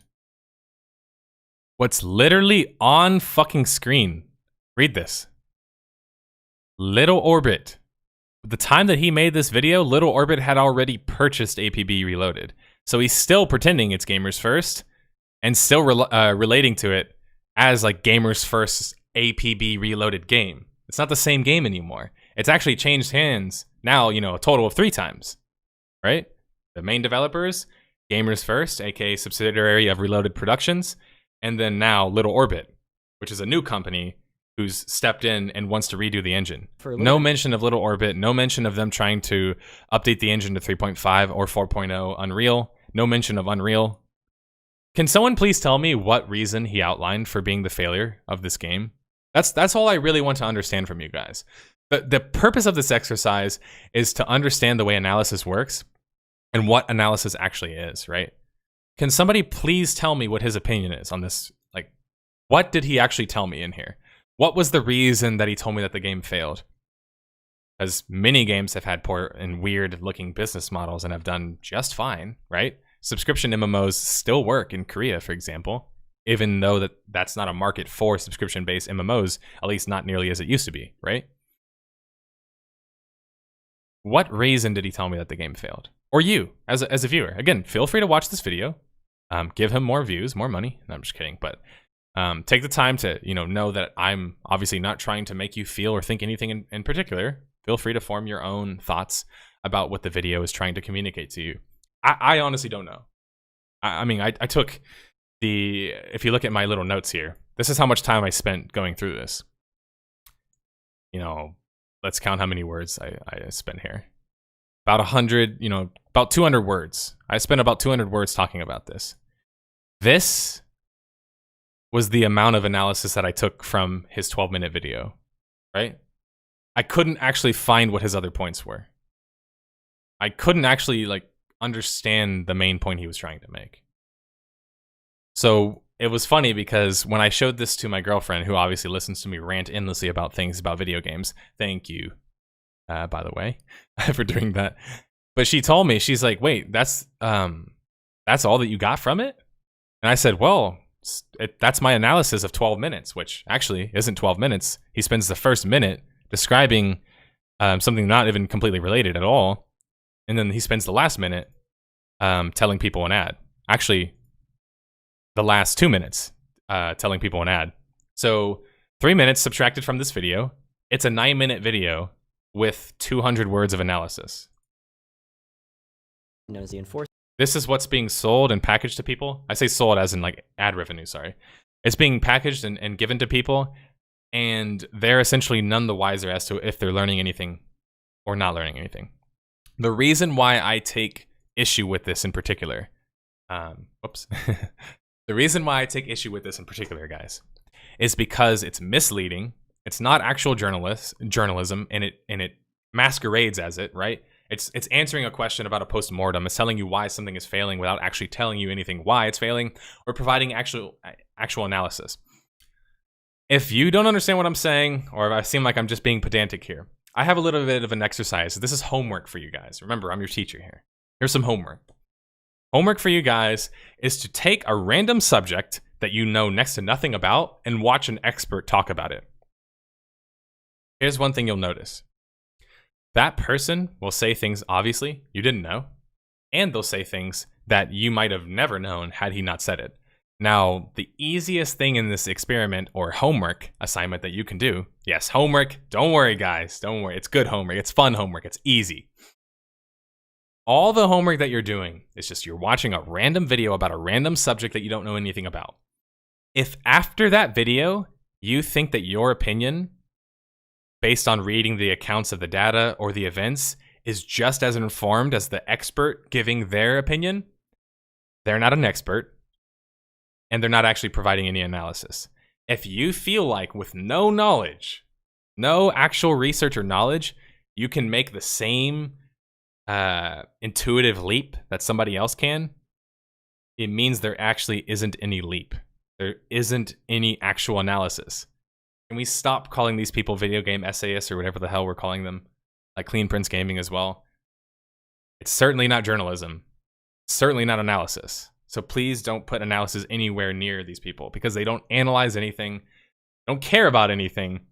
If you're going to talk about why something fails and you're not even willing to mention that the engine, which is Unreal 3, guys, one of the most publicly denounced engines, especially for MMOs, less online, Ascent, Project Infinite Realm. I mean, have you guys heard of these games? They have like 30 FPS in a city, 20 FPS in a city in 2018. You guys remember Gears of War? All of the bugs, all of the clipping, all of the texture popping? Unreal 3, right? Unreal 3 had a lot of very documented issues. That's all I'm trying to say, okay? If you think that your analysis is just as good as RoboKas after watching this video, that means that he didn't actually analyze anything. He literally just read what happened and then said a couple what people refer to as truisms, which are essentially things that are very hard to disprove. For example, overreaching. How do you prove that? By what shape, form? You know, this game costs more, therefore is better. It's kind of like a hard thing to quantify, right? You'd have to, I don't know, take 5 seconds to do what I did, pull up Google, and then look at the first thing that came up and just like go down a list. That's all I'm trying to say. If in that little bit of exercise that we just did now, those 2 exercises that I brought, the homework one that I just mentioned now and the previous one where I just literally Googled most expensive games of all time, if that's the amount of research that I need in order to realize that this person isn't researching, I don't know what to say about the rest of his content. That's all I'm saying. So thank you, Dynamics BRD, for showing me this video. And I appreciate that. And I hope that you guys, at least today, if you take anything away from that, just take away from the fact that first, if there actually isn't any analysis done, just be careful how much you entrust in certain people.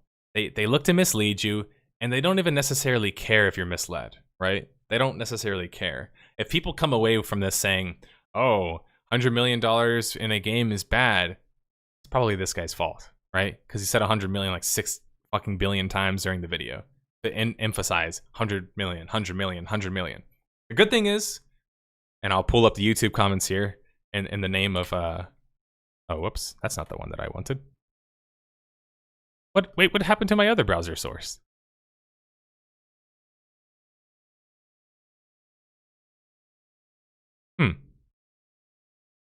Why is it showing this monitor now?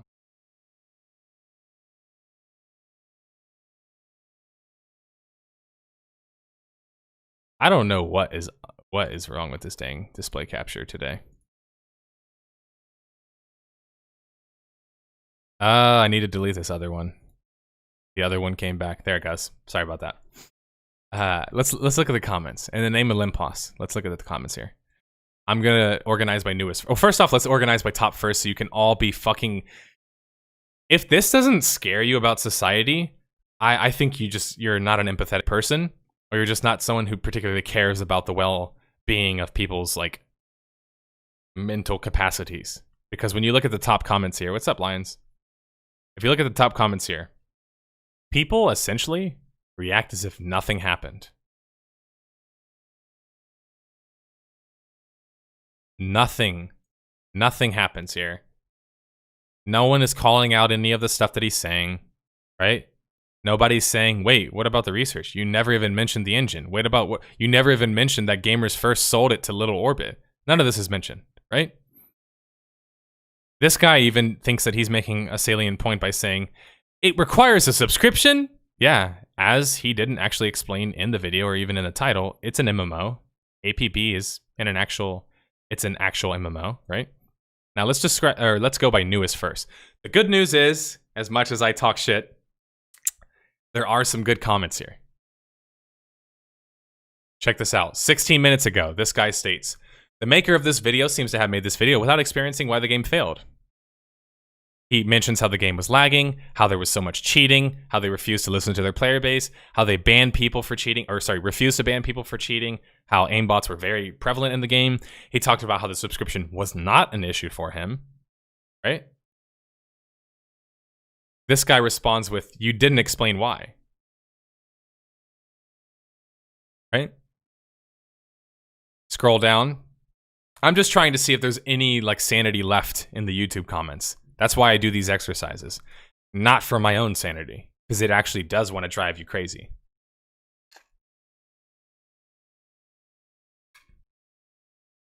What? This guy said that EA screwed it up. So this guy essentially invented an issue that was never there. He said that EA had screwed it up. Yeah.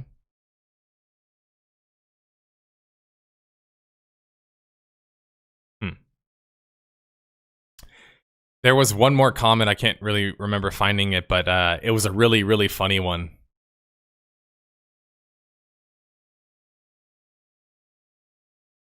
He says, "I have no opinion on this subscription model." In the video, literal quote, precedes it with no stupid subscription plans. This guy caught that was his personal bias that he passed off as a fact. Do you understand the problem here, guys? Can you link that thread, please, Dynamics, just for shits and giggles? By the way, this is the point. If you guys haven't already left at this point, if you don't want to get into the absurd levels of meta-analysis, you should have left long ago, but stay with me if you want to talk about some fun stuff. But do you see what my point is here? How somebody essentially realizes that he made a claim that is not true. He said that, look, I'm not biased. I don't think that subscription models are inherently bad. And then proceeds it with stupid subscription models, to which he literally outs himself and admits, you got me.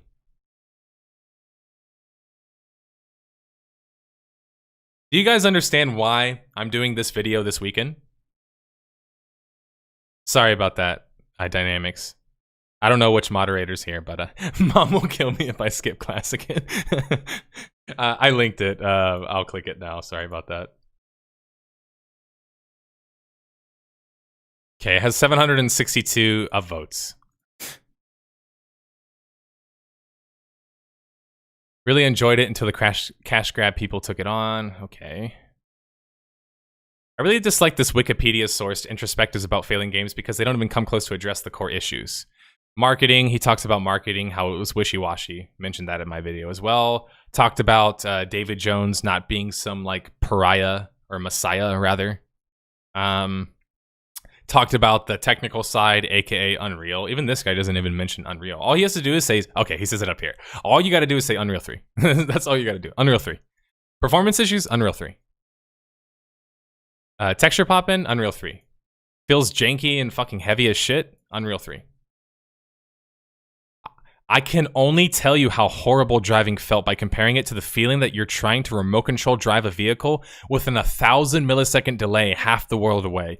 He never mentioned that a single time. This is, in my opinion, the biggest issue with the game, is the engine, right?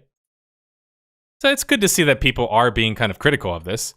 I watched the game to see why it failed, and yeah, essentially he never...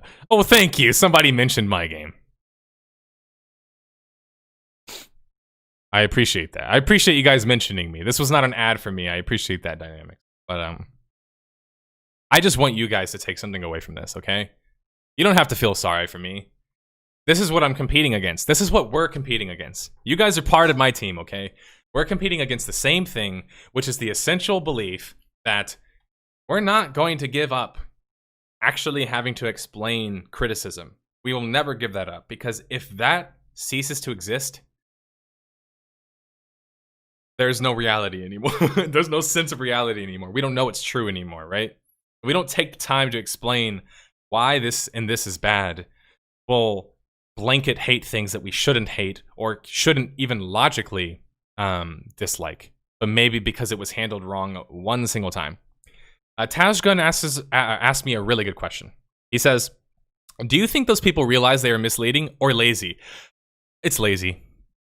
It's lazy, but I treat it as if they're misleading on purpose, Taj. And the reason is because when he himself is literally admitting that he was biased in the video, but he's admitting it in an offhand way, I don't think you guys understand how catastrophic this would be if this was, say, for example, like, not to make things political here, but if it was like some presidential like investigation or like some assassination investigation, imagine if one of the people involved in it said, well, he had it coming. Imagine that, like the amount of fucking backlash that person would get. Or imagine if somebody was like, oh, well, you know, he was kind of a shit president anyway. It's like, is someone dying, dude? It's still a crime. Like, but you can't just hand wave things and just be like, oh, it's whatever. Like, I'm not biased, or I'm biased, whatever. It's not a big deal. No, you're essentially teaching people incorrectly to hate things without even knowing why. Why is the subscription model seen as kind of bad in some cases? Because games can't offer the amount of content that $15 warrants. That's it. It's simple, okay? Subscription models exist, and they will always exist, because if you can make a game that warrants me spending $10 to $15 on, I will spend $10 to $15 until the day I die. I think we can all agree with that. If we play a game that is so fun that it's worth $15 an hour, which, by the way, in some countries is literally dinner. In some countries, it's lunch and dinner combined. But it's still not a large amount of money that it's completely out of the market, right? What if I told you that by playing a free-to-play game, you actually spend more money than a sub game you would spend? It's already been proven. It shouldn't be revolutionary for you to understand that, right? Many games that have made subscription changes to free-to-play have only increased their revenue, right? Is it because subscription is bad? No, it's not because subscription is bad. It's because MMOs are bad. They're making bad games that aren't warranted to pay $15 a month to play. APB's problem isn't that it had a sub. Its problem is that the game wasn't worth paying a sub for. It's not even worth playing for free in some cases. Otherwise, it would have a very large population. GTA Online costs money to buy the damn game. It doesn't cost money to play APB. Why is it that GTA Online makes 100 times the amount of money that APB does, and has 100 times the more than that, thousands of times the amount of population and money? It's, even if I don't necessarily like it or play it, it's a better game. It's a better game.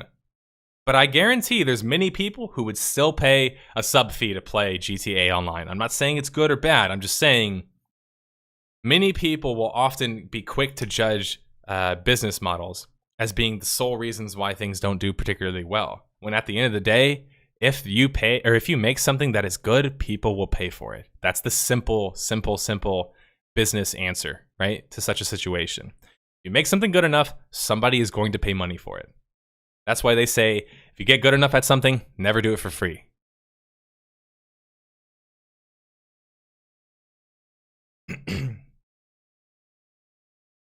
That's 2 beers in some pubs here. Yeah, exactly. This is why I wanted to bring this up. I'm going to make a video about this. This is honestly my live, unadulterated thoughts. I spent a couple minutes picking through his video. I'm going to make a video. Don't worry, not right now. I need to finish this Rift one, and then I also am going to be filming live this weekend at PAX Unplugged, as well as filming my big Patreon video. But next month, I'm going to make a video titled, I'm not sure about the title yet. It's a work in progress. You guys could work with me on it, but it's Clean Prince Gaming in the Rise of Video Game Essayists, or Clean Prince Gaming in the Rise of Review, or whatever the heck I'm going to call it. But I'm going to talk about Clean Prince Gaming. I'm going to talk about Downward Thrust. I'm going to talk about RoboKas, because all three of them make similar videos to me in the sense that they do postmortems of sort, but basically have next to no research in any of their videos. And they don't care, and they're widely successful. I think that's ethically wrong. I think if you're making money off of basically this crap, like, this is not good in any objective way. It doesn't actually even answer the question, right?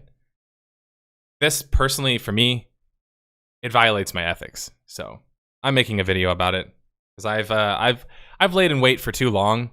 I've kind of kept my tongue while people like RoboKas and what's his name, Clean Prince Gaming, do similar videos as to the ones that I do. Except that what ends up happening, if I don't make a video where I literally take a fucking stick and draw myself in the sand. Here's my line. This is where I'm going to be. If I don't do that, I get lumped in with RoboKas. I get lumped in with Clean Prince Gaming. I get lumped with Downward Thrust. This already happens. I already have memes on my channel all the time. People saying, it didn't die. It was murdered, right? People say that all the time on my videos. Where it's like, you do realize I started my series before he started his, right? But because he's way more popular than I am, as is RoboKas, they will often get seen as being the paragon, aka the shit stains of that given type of content, right? I, on the other hand, will get lumped in with them and then also get caught in the crossfire. So it's gotten to the point where I finally just decided I'm not going to take that shit anymore, okay? I will cleanly, calmly, and over the course of a 40-minute, 50-minute video, explain to everyone why these people are so fucking toxic for gaming, but also toxic for YouTube and just content creation in general. Because when you can profit off of being objectively wrong, I mean, like, there's cases where these guys have been literally wrong and have said actual misinformation, and they're profiting off of it. That's wrong to me. I don't want to live in a world where I can't even trust the information that I'm obtaining, where I have to constantly be thinking, is this guy trying to like manipulate me? Like, you know, I don't know about you guys, but I don't want to constantly think about that. But you kind of have to in this current day and age. And I'll do it for people. I'll take the time to go through all of their videos so you don't have to. Cool, some YouTube drama. Your channel's going to grow. It certainly will. And I hope people don't get the wrong idea and think it's like a vendetta that I have against them. It's just more so that this is something that I take very seriously and something that I very much enjoy doing. That's why I'm here still talking for 3 hours about, you know, stuff of this nature. It's something that I'm, you know, revolving my life around, my career around. And I just can't stand that there's people out there who are just completely misleading people. They're creating fear rhetoric. They're creating essentially misinformation. And as people were pointing out in chat, it's just because they're lazy. I don't even think it's malicious, but I treat it as malicious because its ramifications are malicious in nature. That's why people say all sub games are bad, all sub models are stupid. It's because of people like this, right? Who constantly regurgitate the same nonsense, which is not backed up by any, you know, type of data. Because the most popular MMO in the world is still WoW and Lineage 1, and both games use sub fees. Mic drop. Do any of you guys have any questions to go over before we end the podcast today? Thanks, but you've got the wrong guy. Hey, Wish APB, I appreciate that, man. And hey, Wish APB, if you're who I think you are, I hope APB makes a comeback with Little Orbit, man. I'll be right there to play it with you guys if it's great. I think it's a great idea, and it certainly can be a good video. A good video game. But come on, Little Orbit. Little Orbit, let's do it, man. I just want to see it just from an interest perspective. You know, just to see if people can reboot games, as I was talking about earlier, or reboot MMOs. But I think APB is a better game than GTA Online already, even with its issues. Like, besides the engine and the gameplay, rather. But, I mean, its core systems, I think it's a better game already. Has more customization, has more things you can do in the game, has a bigger world, much bigger world, in fact. Has a better economy. It's not nearly as fucking terrible with its business model. And certainly wouldn't be now that Little Orbit has acquired it, which, you know, is generally a company who does business models way more fair than others do. Little Orbit in the house. They need to pop as many videos as possible in the shortest amount of time, hence the low effort. Exactly, John. And that's my biggest problem with it. May I suggest focusing on why you're good at what you do as opposed to why other people are bad at it? I mean, I'm willing to have that discussion. In fact, we could even have that in a private discussion, Goosey, because you're somebody who's followed my content for a while. That's one that I'm willing to have a discussion about. Unfortunately, I think that if I made a video that talks about how great my videos are, it would just make me look like an asshole. Unreal 3.5 setback till spring. Yeah, that kind of sucks, but spring, I can wait till spring. I've been waiting a while. I can wait till spring.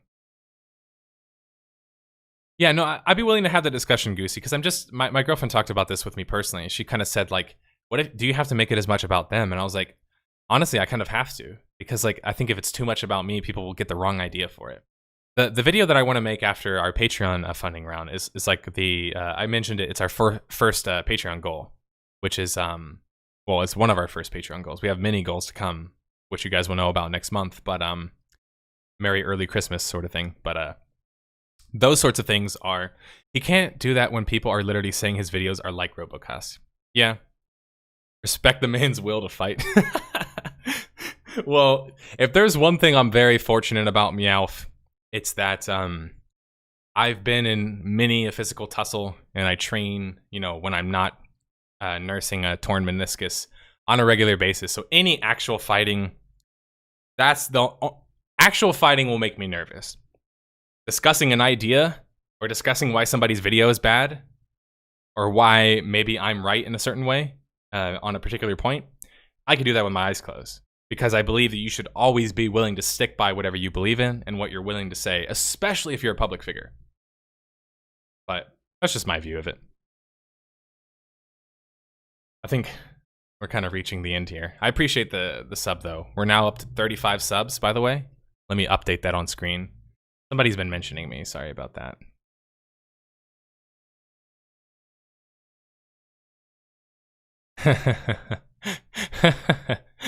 Okay, Card is going to show us a humorous video. This is the last meme for the day.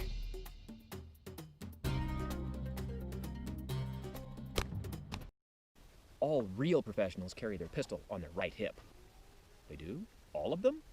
Well, let me think. I've carried a pistol professionally and not always on my right hip. I've seen a lot of police officers that use shoulder holster or ankle holster or what have you. And then there's that pesky thing that, some people are left-handed and carry it on their left hip. So he makes this just blanket outlandish statement that is completely false. Hey, this guy and I could relate. He's literally just made the exact same point that I made about RoboKas. Essentially, you're saying things that seem like they're true, but they're not the least bit true. Yeah, I won't watch the rest of it. I'll watch it on my own time. I appreciate that, Card. But yeah, it does look like maybe people would have to be willing to at least sit through a little bit here. But this minor little point, listen to the point he makes here. Listen to how simple this is, and I'll leave you guys with this. This is your homework. I've carried a pistol professionally and not always on my right. All real professionals carry their pistol on their right hip. That right there, the claim he just made is described as it sounds like a descriptive claim, aka it is the truth. But as you can see in his furrowed brow here, he's trying to understand how it's possibly true when many people are left-handed, for example. So what do you mean always in your right holster, right? So he's essentially realizing that someone who's saying something like a descriptive claim is actually making a normative claim. And that's why his brow is that furrowed. You see that? They do? All of them? Well, let me think. I've carried a pistol professionally and not always on my right hip. I've seen a lot of police officers. Personal anecdote, but very, very valid in this case, right? If someone's going to speak for you, you might as well be willing to speak your piece. Or ankle holster or what have you. And then there's that pesky thing that, some people are left-handed and carry it on their left hip. So he makes this just blanket outlandish statement that is completely false. And that got me thinking, well, what are the warning signs of someone who's pretending to be an expert? And I came up with my top 5 list of red flags that should tell you that you're dealing with somebody who is either lying to you, trying to convince you they're an expert when they're not, or lying to themselves, trying to convince themselves they're an expert when they're not. So, in no particular order, the top 5 are, first, someone who speaks absolutely authoritatively on something that not only does he not know, but he's not in a position that he even would know. Check. RoboKas, Clean Prince Gaming, Downward Thrust. Check. Right? They're coming across as being experts in a given field of sorts, right? I'm going to tell you why APB failed. I'm going to tell you why Battlefront 2 was not just, or didn't just fail, it was murdered. I do the same thing, which is why I actually take the time to actually maybe provide some evidence to explain my arguments. So all of you don't just say, wait a minute, that's just your opinion. He's never seen it done, never tried to do it himself, hasn't seen a YouTube video on it, hasn't done the research. I mean, he's just not in a position that he'd know one way or the other, but seems to be convinced that he does. Example, I'm talking to a couple of people, one of which is a very bright, inquisitive guy, but he knows virtually nothing about guns. And he says to me, hey, Paul, what would happen if you loaded, let's say, a 270 cartridge with black powder? Now, that's an interesting question. But before I could even answer him, somebody pops off and says, well, the bullet wouldn't even get out the end of the barrel! So I then have to go through the dissertation of explaining, all those cartridges in the 1870s and 1880s, like 45 Colt, 4440, 4570, the list goes on. He You makes know, a all good those point. were loaded with black powder. Oh, so then he has to admit that he didn't know. And you think, well, if you didn't know, what made you so convinced that you did? Well, why And not, second on my right? list is Why the not just guy who pretend you're an can, expert? and all too often does, quote the ballistics chart, chapter and verse. He has memorized all the velocities, the energy foot-pounds, how much it's going to drop at a given distance. This is the fear of somebody who's too quick to bring up certain points of evidence, right? You do want a little bit of opinion because you want somebody to have the ability to kind of wander off the reservation. And what I mean by that is that they delineate between what is what is their opinion versus what is actually stated and what is evidence. So it's very clear to be like, here's evidence and here's my opinion about the evidence. And he will quote But if you're constantly mixing them together, I know everything because I remember the book, front to back. You can mislead people, obviously. this like it is gospel. Again, case in point, I'm talking to a group of people and the subject comes up of 4570. And I said, well, generally speaking, there's a lot of different 4570 loads, but what would be considered most typical is a 405 grain bullet going about 1,300 feet per second. Somebody corrects me and says it's not 1,300, it's actually 1,330. The textbook answer from the Remington ballistics chart. But he doesn't take into consideration, I didn't mention a brand name. Different companies have different velocities for their ammunition. And he seems to know so little about the subject that he hasn't taken into consideration that, the variation from one cartridge to the next is quite often more than 30 feet per second. And he didn't think about things like all that stuff that can affect your velocity, ambient temperature, barometric. Basically, what he's trying to infer here is the second example that he brought up here. Let's actually take the time to do some more homework here. For you guys who are going to stay after, this is extra credit, all right? Extra credit for you guys. I'll give you some extra credit. I'll let you know something juicy about something coming up. Extra credit. So the extra credit here are his 5 points. His first point is, Hey, thanks. they Wrong make guy. claims I'm good at they shooting, can't or cracking wires, support. pretending to know how to fight with my hands. And act as an expert, right? I appreciate that. Killed Like a Sir, thank you for the Twitch Prime subscription. We're getting close, man. I'm surprised. I didn't think that we could get to 50 this year, but it looks like we might get there. We're up to 36 out of 50 subs. Thank you everybody for subbing. We're getting so close. Then you guys will have to make me start wearing an outfit, and I won't be able to wear these cool t-shirts anymore. You can buy on Teespring/NerdSlayer or whatever. The link is somewhere, listed somewhere. I don't shill my stuff, but you're more than welcome to support me if you like to wear this kind of clothes. Okay, and the second point he brings up is the person who... Okay, so I want to say this in a way where I'm not trying to sound offensive, but this is often referred to as an autistic person. An autistic person is essentially somebody who takes the logic of a scenario and then assumes all things remain equal. And what I mean by this is that they literally think that because they've seen stuff work this way in a controlled environment, it will always work that way. But as the guy explains in the video, yeah, but even between two different cartridges, you could have the variance of 30 to 40 feet or yards. I'm not sure exactly what measurement he said, but what he's trying to say is that even amongst different boxes of ammo, there's differences. So I wouldn't be so quick to assume that they're all the same, right? Again, sorry for those who are actually autistic, because you unfortunately have a condition which people often use as an insult, but also use as a means of describing a scenario in which you're essentially taking out any context. It's Destroyer Archer, would you agree with this? You just implied that you're autistic. Would you agree with the classification of an autistic person essentially being somebody who kind of doesn't actually understand maybe the social ramifications or possible context of a given situation unless they actually learn it, for example? I think that's a fair assessment, but let me know if I'm being unfair. Like, I'm being serious. I don't want to insult you or anybody. I'm somebody who suffers from PTSD, so I would never want to minimize anybody's trauma or personal scenarios or mental health or whatever else.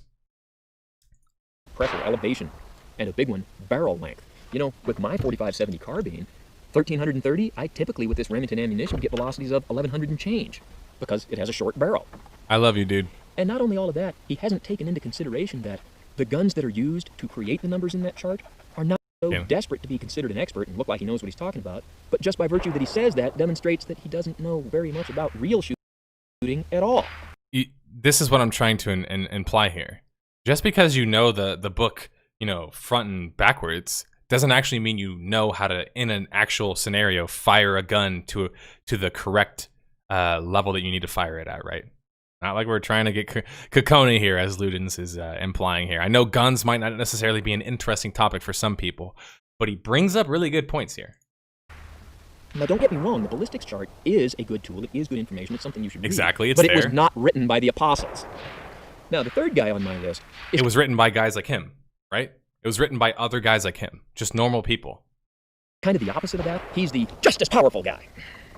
That he, for whatever reason, has some kind of off-brand or obscure gun or cartridge, and he's kind of defensive about it. I had one. You could get them for virtually nothing at the time.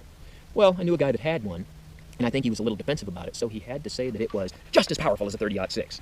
Well, if you look at the two cartridges, the 303 is pretty close to the 30-06 in size, and it is, if you use the same bullet weight in both, pretty close in power. The 303 is a potent round. But if you look at the ballistics chart, no, it doesn't quite measure up to a 30-06. It's close, but not quite there. And I had the very unpleasant experience of watching this guy say how it was just as powerful. So somebody else, different guy, somebody else brought in the ballistics chart and shows him, no, it's not as powerful. And they go back and forth with this, neither of them taking into consideration things like, what kind of rifle are you talking about? Does he have the typical 303 rifle, or does he have that jungle carbine with a much shorter barrel? And compared to a 30-06 of what make and model with what barrel length? What he's saying is that whenever you're trying to have comparison arguments, you can't always just rely on the perfect situation, aka what the manual says. That there's tons of levels of variance within the actual assessment process or whatever, right? You're not just looking at two different bullets and being like, well, this one's bigger, so this one obviously hits harder and has better ballistics. It's like, well, I'm sure there's other concerns. For example, wind. For example, how far away your target is, what sort of round you're using. What sort of gun you're using. As he said, even to the level that I don't have the expertise to explain, but he said the length of the barrel or something like that. And it became kind of a painful process to watch. And you see that kind of thing in the just as powerful guy. Sometimes when people are in a certain financial position or whatever, they can't run out and buy the latest, greatest thing, and they end up with some fairly cheap guns, and they can get defensive about them. And that right there is also shown in MMOs. For example, people who played like Ulyssez Online, right? Or people who played different WoW copycats will go to the grave telling you that their WoW copycat game is so great and amazing. But it's, in some cases, it's because it's free. It's the only game they can play. Especially like Ulyssez is often, or is it Runes of Magic that's called the Russian? Runes of Magic, I believe, is the one that's called the Russian WoW. I would tell you, no, don't do that. If you're in a position where you're relegated to having not the latest, newest, coolest thing, then that's perfectly okay. For example... But you don't have to make an argument that it's then better. I think that's the point that he's trying to make there. Just because you're, unfortunately, maybe you can only afford to use a 303, as he was saying, caliber, I believe, then maybe you shouldn't infer or let people know or try and tell people that, oh, well, mine's better than you because it's the only one that I can use. So it's like, well, no, it's not. You don't need to make it about a comparison about which is better. You can just say, well, I can't afford this round, so I just use this one, and it's been pretty good for me so far. Look at this Beretta model 1951. No, it isn't. It's the Egyptian Hellwan knockoff of a Beretta 1951, and I'm sure Hellwan is a mispronunciation. I buy it. It comes with 2 magazines. It's a rugged, well-built pistol. It's accurate. It's dependable. If this is the kind of gun you have, then parade the thing. Learn how to shoot it competently, and don't let anybody tell you it's inadequate. Guns like that will get you through about 95% of the time. And so you don't need to become the champion for whatever obscure thing you have. Just be glad that you have it. Okay, so I think that was the third point, right, that he made there. Less is sometimes better. Don't feel the need to tell somebody it's better than the most expensive or prominent thing on the market. And this is like, i.e., the MMO you play doesn't need to be better than WoW for you to play it or think it's a better game, right? You could just like it more, right? It's personal reasons. And or maybe it's more affordable. The just as powerful guy. I've been reluctant to tell this, but this seems like the right format to do it. The story of how a 22 long rifle is just as powerful as a 30-06. If I put together all the nonsense I've heard over the years, I can make a case for this. There was the guy who showed an SKS, and he said, 22 pistol, he's authoritatively guy, the ballistics chart guy, the just as powerful guy, and the talks about guns he doesn't have guy. But I have saved the number one for last. This is by far the Ooh, that's another good one. Talks about things he doesn't play, doesn't actually own. So that's a big one. That's why, if you guys wonder why I don't make more videos about you know, maybe particular games in question, it's often because I just don't know enough about them, or I don't feel confident enough to talk about those certain things. Like, why don't I make reviews? There's not any MMO out there on the market right now that I really would take 100 to 200 hours, which is what you need, in my opinion, to review an MMO, and give you guys a review for it. If they existed, maybe I would do reviews on them. But people will still do reviews, obviously, because it's some people's lifeblood. number one way to tell that you're talking to somebody that does not know very much about guns at all. And that's when somebody says any one of the various different versions of saying there's no such thing as. And there's different ways you can say it. Like when someone says, I have a Smith & Wesson Model 37. No, Smith & Wesson didn't make a Model 37. Well, that's wording it differently, but he's still telling you no such thing as. Which, by the way, yes, they did make a Model 37. Another way of saying it is when someone says something about a 10mm and you say, no, you mean a 9mm. That's another version of no such thing as. And I got to tell you, that one bit me way back a long time ago. What's his last One point? of my favorites is, a long time ago, I was doing an activity with a group of people, and we all drove and met in a certain place, and several of us had cars that we thought were cool. They probably weren't, but we thought they were cool. And the car I had at the time was a 1966 Cadillac Sedan DeVille. And no, not the time the lunatic tried to tell me it was a Coupe DeVille and there's no such thing as a Sedan DeVille, even though it's clearly Sedan DeVille and the body tag on the car. No, not that time, different guy. A couple of guys are checking out my car, and one of them asks what engine it has, and I tell him it's a 429. Instantly somebody tells me, hate to tell you this, Paul, but Chevy never made a 429. So I have to tell him, hate to tell you this, Mike, but it's not a Chevy. Now, Chevrolet and Cadillac are both made by GM, and there can be some similarities, but especially in the 1960s, it's a complete misnomer to think that they're the exact same car. And this guy was desperate to be seen as an expert, but the reality is he knew so little about the subject that he didn't even know how much he didn't know. Huh. So I'll sum up that point as being essentially Dunning-Kruger. Where it's like, you don't know enough to know how little you know. I think isn't that the easiest way to describe Dunning-Kruger? And by the way, do they spell it with an E or is it with a U? I can't remember. I know it's, I believe the person, okay, it's with you. Where does this come from? I'm trying to remember where. Oh, Dunning and Kruger. Okay, so Kruger is the guy's last name. Gotcha. So yeah, it is. That's why it's a dash. It's like Dunning-Kruger test, right? But yeah, you don't know enough to know how little you know. And this, if this ever feels like it's a problem that you suffer from, again, for my homework boys, my extra credit boys, if you ever feel like this is like a problem that you suffer from, like you feel like you're speaking like you know things, but you don't actually know anything, don't pretend you know things that you don't know. That's how you solve this problem. I don't know about you guys, but whenever I go into a conversation with like an economist, or I go into a conversation with a scientist, maybe like a microbiologist or you know, a lawyer or whatever else, the first thing I tell them is, well, I don't really know how law works, but doesn't this one scenario seem kind of strange? And if the lawyer says, well, I could see how you could say that, but actually, here's the actual information. Boom, boom, boom, boom, boom. They explain the process to me, and I'm like, oh, that makes more sense, right?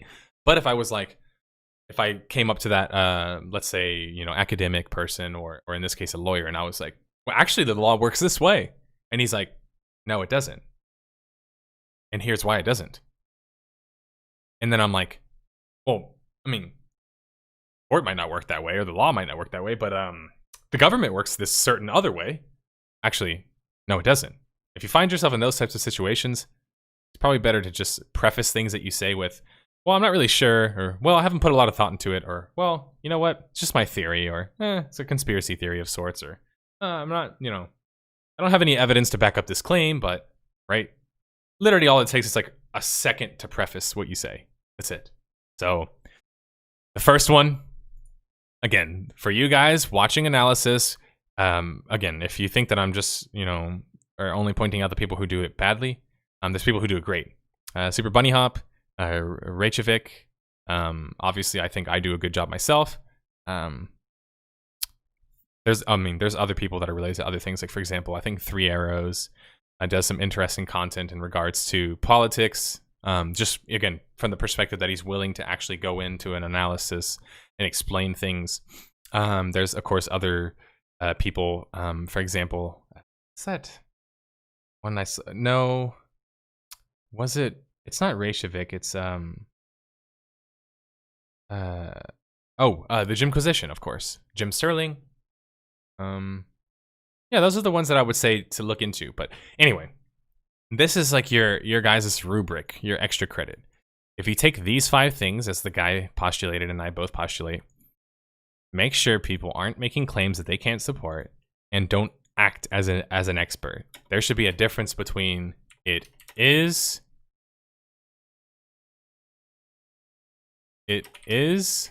versus it should be, right? Is versus ought. Understand that if you don't have any experience, if you have no experience, don't assume to know all the variables, or that variables couldn't affect things. RoboKas does this. RoboKas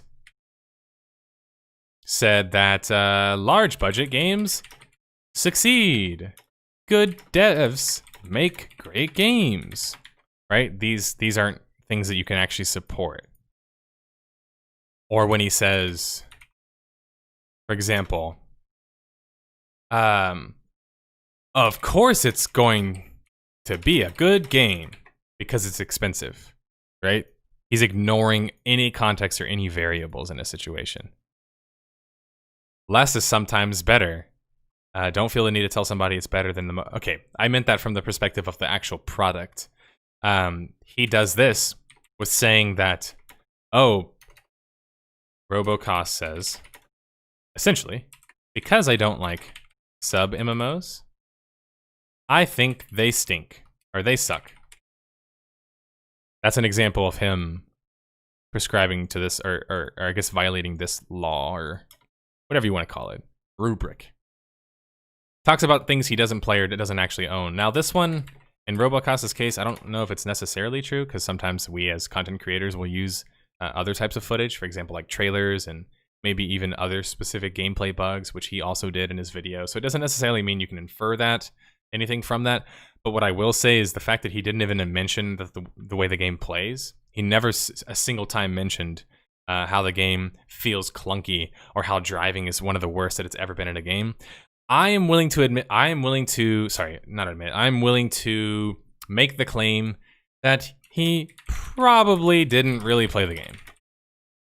Or at least enough to form an actual opinion about. Feel free to disagree and go back and rewatch and tell me if you can figure out what his opinion is about the game. Besides it has a sub fee or whatever else. I ought to be a billionaire, but instead I have to leave early. Good stream. See you all next time. Thanks, Cups and Lantern, for being helpful and also being responsive in chat. I appreciate it. Don't worry, we're close to ending here. And then Dunning-Kruger, you don't know enough to know how little you know. That's just evident by watching his video, basically. So, I mean, again, we just went through some basic little extra credit here, where I took some simple points. These are things you should think about when you're reading analysis, or watching it, or consuming any type of analysis. Are they providing evidence for claims they make? If they're making is claims. If they aren't, are they easily outlining to you that it's an ought claim, meaning it's not actually true, but they wish that it was this way? Are they weighing the consequences and possible variables of different situations and have the experience in order to engage in those things? Are they too likely or too willing to downplay other things in order to say that certain things are worse just because they don't like that particular thing, right? Like, for example, I can't objectively tell you which business model is better because better is subjective. It could be better to... Free-to-play is probably better to people who have less resources.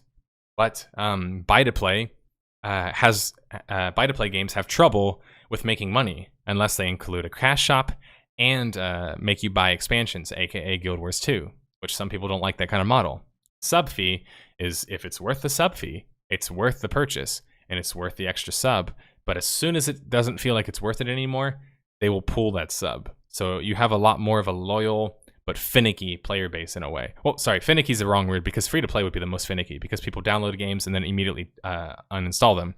But meaning that this one, you have the most opportunity to lose, like sub-based MMOs, you have the most chance to lose your core audience, I would say, instead of like just people who are just going to try something out for a little bit and never play it again. Make sure that they either have some level of credibility with what they're playing, consuming, or preaching to you. And if you feel like you're questioning theirs, like in the case of RoboKas with this APB video, be very hesitant, obviously. And then finally, somebody seems like they know way too much, but they've displayed how little they know. You could chalk it up to the Dunning-Kruger effect, which plagues many, many, many people. Anyway, I'm really hungry. My stomach's hurting. And as you can tell, I'm getting a little bit tired as well. I've also been going for a little bit. So this is the time of the podcast where I say goodbye to you guys. I want to thank you all for stopping by, especially those who've been there since the very beginning. I want to thank Card for taking the time to help me answer some questions and also take time to ask me some questions and talk about Star Citizen. Ulyssez, of course, for coming on again and talking about business models. Business models and what's that other thing that we met? The terminology in regards to reviews. Sorry. That's more adequately what he was talking about. Yeah, anyway, thank you for stopping by. All of that stuff. I will have a Rift video out next week. I will be out of town this weekend. And I will be playing Legends of Aria tomorrow. So if you want to follow me on or see me in any of those capacities, if you're going to PAX Unplugged, I'd welcome you guys hanging out with me. I'll probably be working the first day on Friday, but I will be recording some footage and some skits and some cool stuff that you guys will get to see next month. So lots planned, and for those, of course, who stayed to the very end for the extra credit, what I can tell you is that we are we're scaling up to start doing bigger production things. And when I say bigger production, I'll leave you with one word: documentaries. See you later, guys.